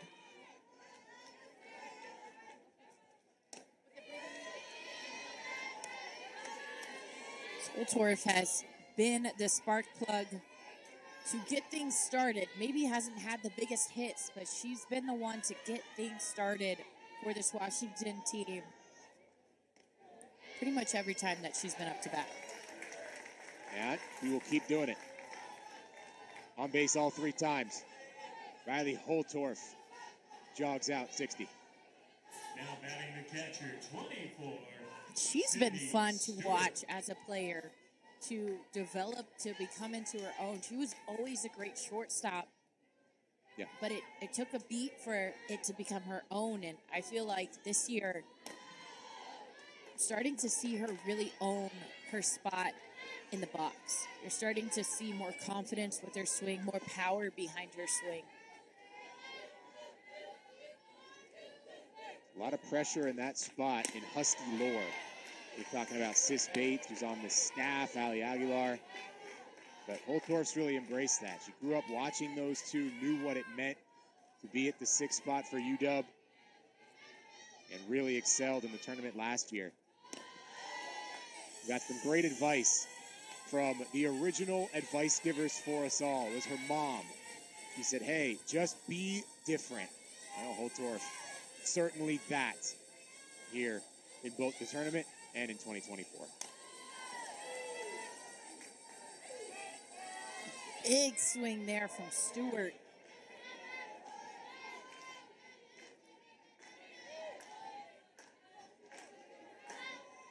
Maybe wanting to crank it down a little bit for a 3-0 swing. Sydney Stewart instead trying to crank it up, but rocketed it foul.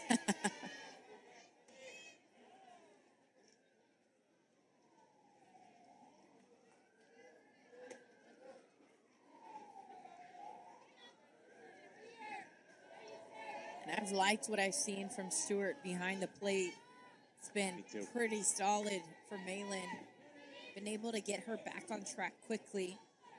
And she just has a presence behind the plate, but I mean, she steps in and she has a presence in the box. See how tall she is? You have to respect that strength. You have to respect that power.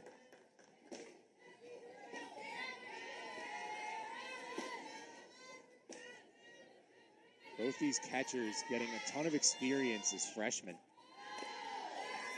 And both playing really well. Redwell won Freshman of the Year. We didn't really see that from a newcomer. Sydney Stewart, really, really good as well.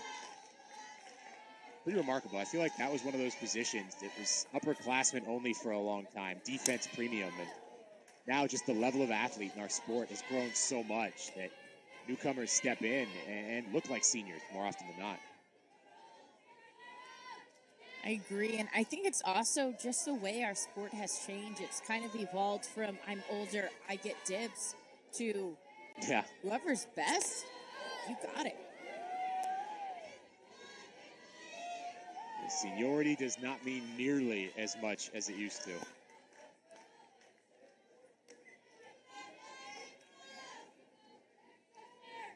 Especially in the portal era. We've got a really talented player who is not getting a playing time segment that they deserve. Well, you might not have that player for too long.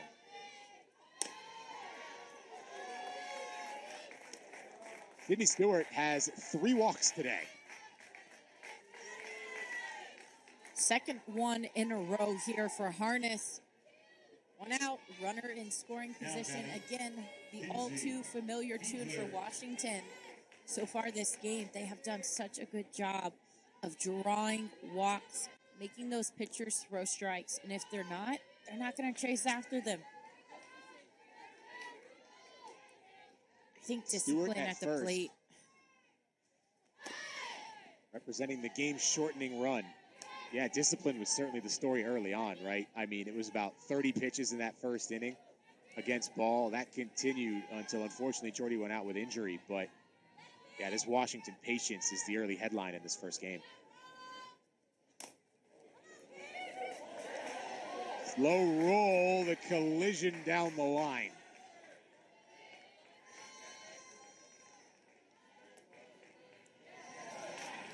Kind of curious, they called her out, but the rule is if a fielder is going for a ball, going to make an effort to field that ball. No, I think that was the right call. If the fielder is making an effort to field that ball and the base runner collides with her, gets in her way, that base runner is out. And I don't know if she would have made the play, but it was definitely close enough that if she hadn't collided, it would have been hit or miss. And so I think that's the right thing. But as a base runner from Washington, that's a little surprising, especially from Holtorf, seasoned on the base path, knows what a shortstop is trying to do as well. That is her position. Surprised there wasn't a little bit more effort to get out of the way as she was running. Me too, especially because I don't think that play was getting made. That ball was in a funky spot relative to the positioning. I think it was hit too hard, yeah.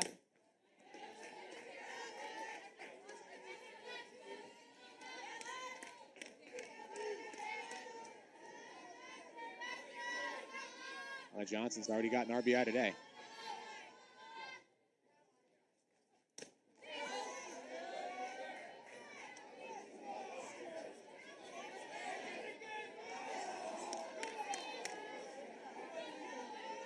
No time like the present to add to that.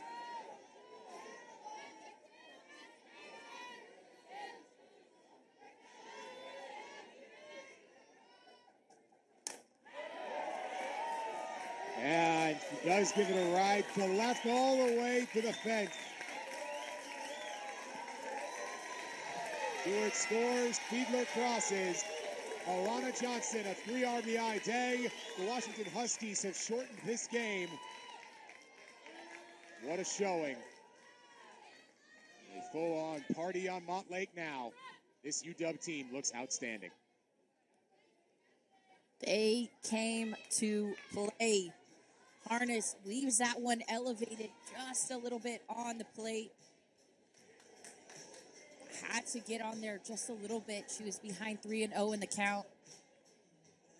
Walked the two batters before, gave up a ground ball. So being able to get those strikes early for her is important.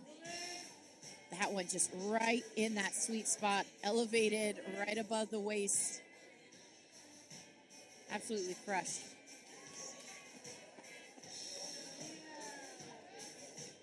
Perfect 2-for-2 day for her. 3 RBI. She got plunked as well. So a hard-earned day for Alana Johnson. Now batting for Washington, number 4, first base, Brooke Nelson. To keep this 2-out rally, which consists of 1 at bat, going.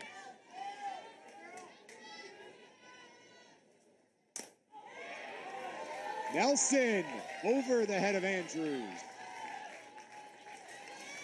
First and third.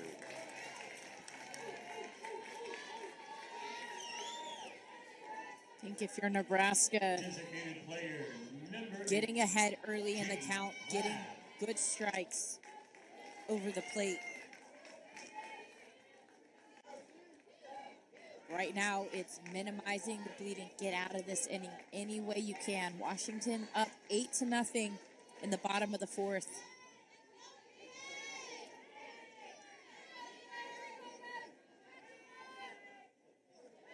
Offensive change for the Huskies.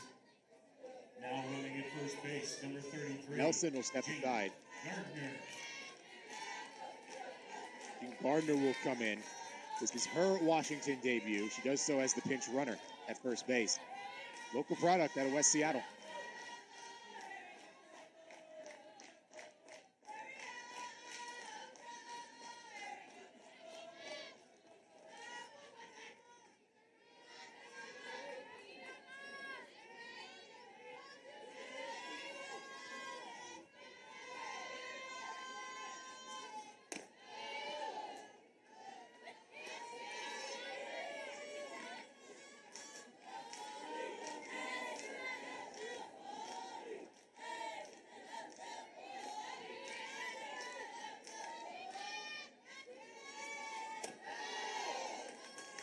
One gets away. Aiden Glab looking to put the finishing touch on an unbelievable debut. I mean, wouldn't that just be the cherry on top of the cake right there? Sundae cake? Not sure how that's Whatever right now. Some type of dessert. Whatever it is incredibly sweet right now. Jaden Glab. She's got the ultimate hitter's count.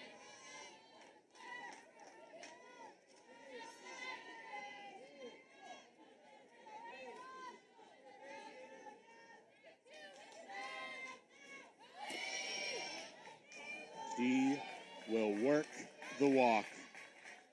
Jaden Glab on base all 3 times, 2 hits, and 4 RBI. Welcome to UW.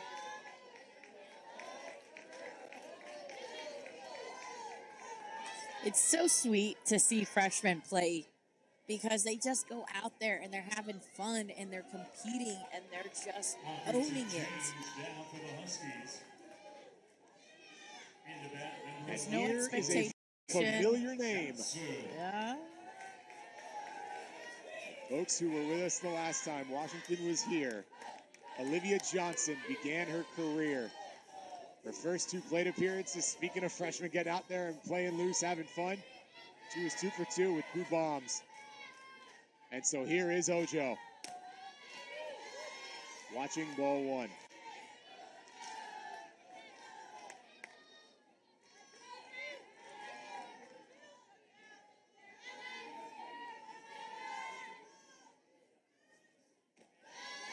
Heather Tarr telling us, hey, this could be one of the best softball players in the world. Just a matter of continuing to develop, finding that role, that consistency. But we have already seen the high, and it was right here in Puerto Vallarta. Harness struggling to find the zone, calls time, talks to her catcher. Kind of looked like they were strategizing. I want to throw this pitch and this one next. Kind of the setup of how they want to get Johnson out.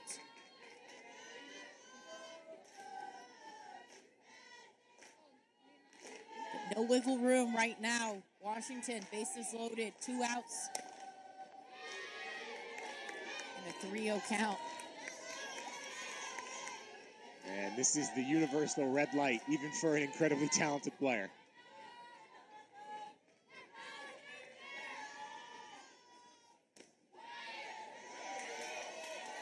Now Ojo thought she had the RBI. Instead 3-1.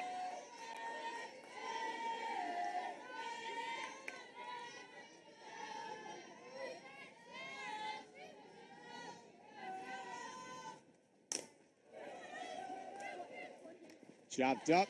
Andrews takes the short play to close the frame, but still, UW scores 2 more on 2 hits. Nebraska now needs a run to extend the game as we go to the 5th.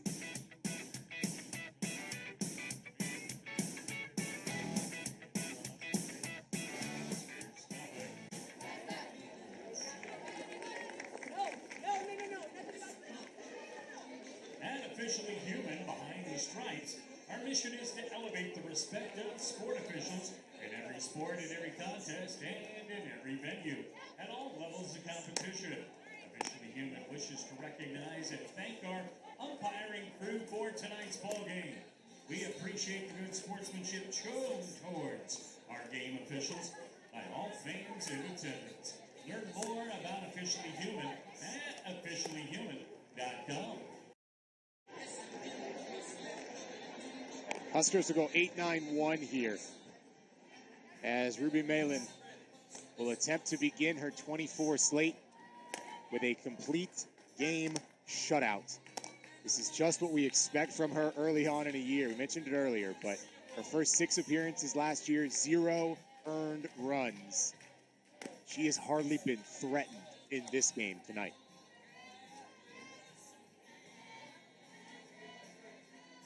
I think it's a great way to open up your season and know, man, my team has my back. I think Washington had the talent.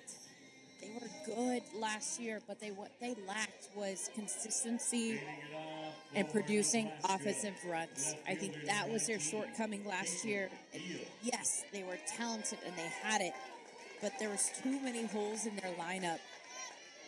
Based on this game tonight, not only do they not have a lot of holes, they have a lot more power this year than they did last.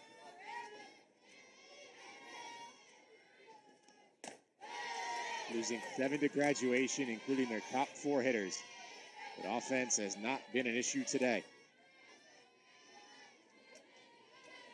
With the important context of a pitcher injury, Washington has been on fire despite that. Caitlin Neal sends that one into foul territory.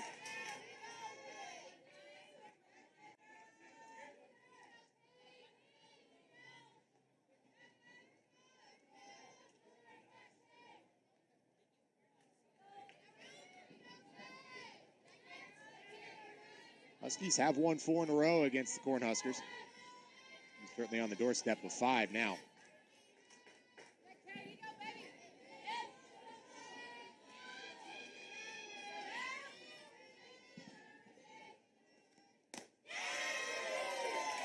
Ruby Malin picks up her 3rd K today, and Omaha's own is 2 outs away. Malin, dirty with that low rise. It starts at the belt line, ends at the letters. It's a tough pitch. Beg your pardon, that was the 2nd strike, so it's 2-2.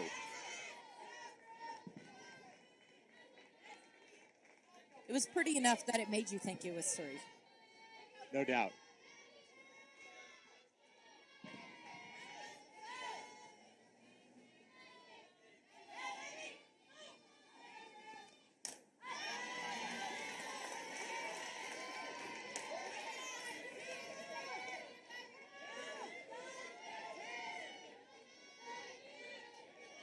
By the way, it is 2 re-entries for Washington. Hobson back to left for Olivia Johnson. Nelson back to first for Gardner.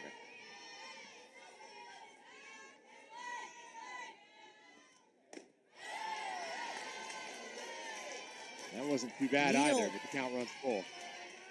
She has tightened up her swinging zone, and she is battling this at-bat. Nebraska down to their last 3 outs to get a run. There is strikeout number 3 today for Omaha's own Ruby Malin.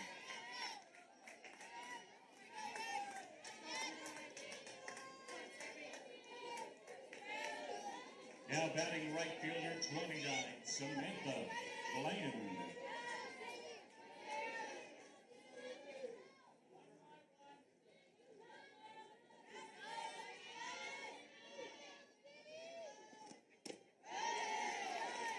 Ruby goes right back to work, low and inside. I think one of the things that Heather Carr has done as well as anybody in the sport of softball is really creating that family. Obviously, she knows what it takes to succeed at the University of Washington, but bringing Victoria Hayward in as the hitting coach, taking her from SDSU, that brings Celise as well as Fiedler secures the 2nd out, keeping Sis Bates in a role with this program. Even for Ruby Malin, her mentor Danielle Laurie, that's about as good as it gets for a, hey, how do you succeed at this level and specifically at Washington?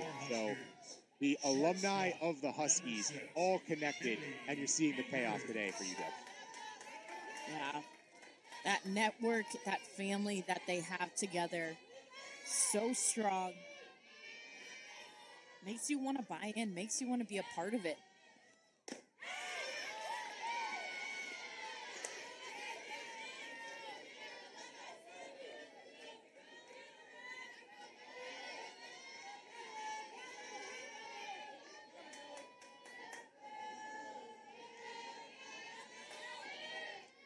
Billy Andrews, the potential last gasp here for the Huskers.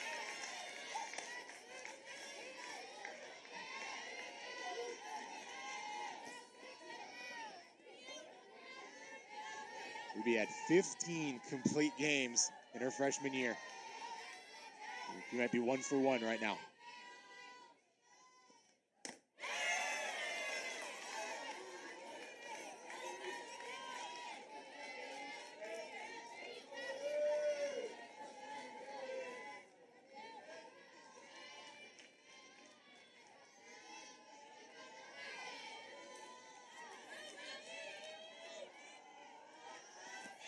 Malin. See it lifted up.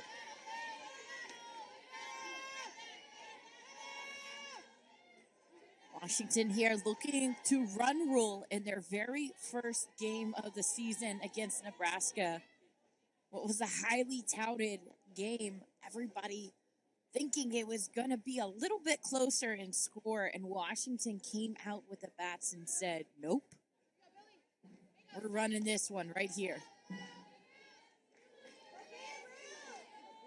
First and foremost, the concern will be about Jordy Ball. Right behind that, the announcement, to your point, this Washington team, despite the losses, is here to play in 2024. Chopped up.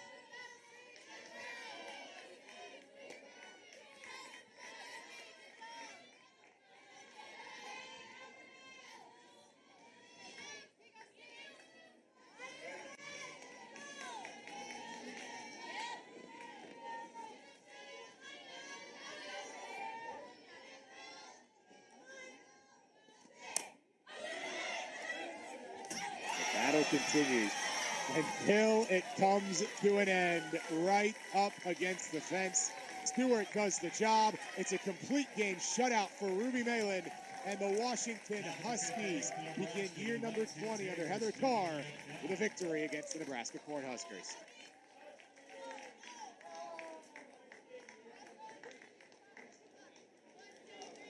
Our final line score. A phenomenal showing game for you, Doug. Oh, man. I don't know about you, but I enjoyed seeing this Washington. This Washington, if they continue to play like this,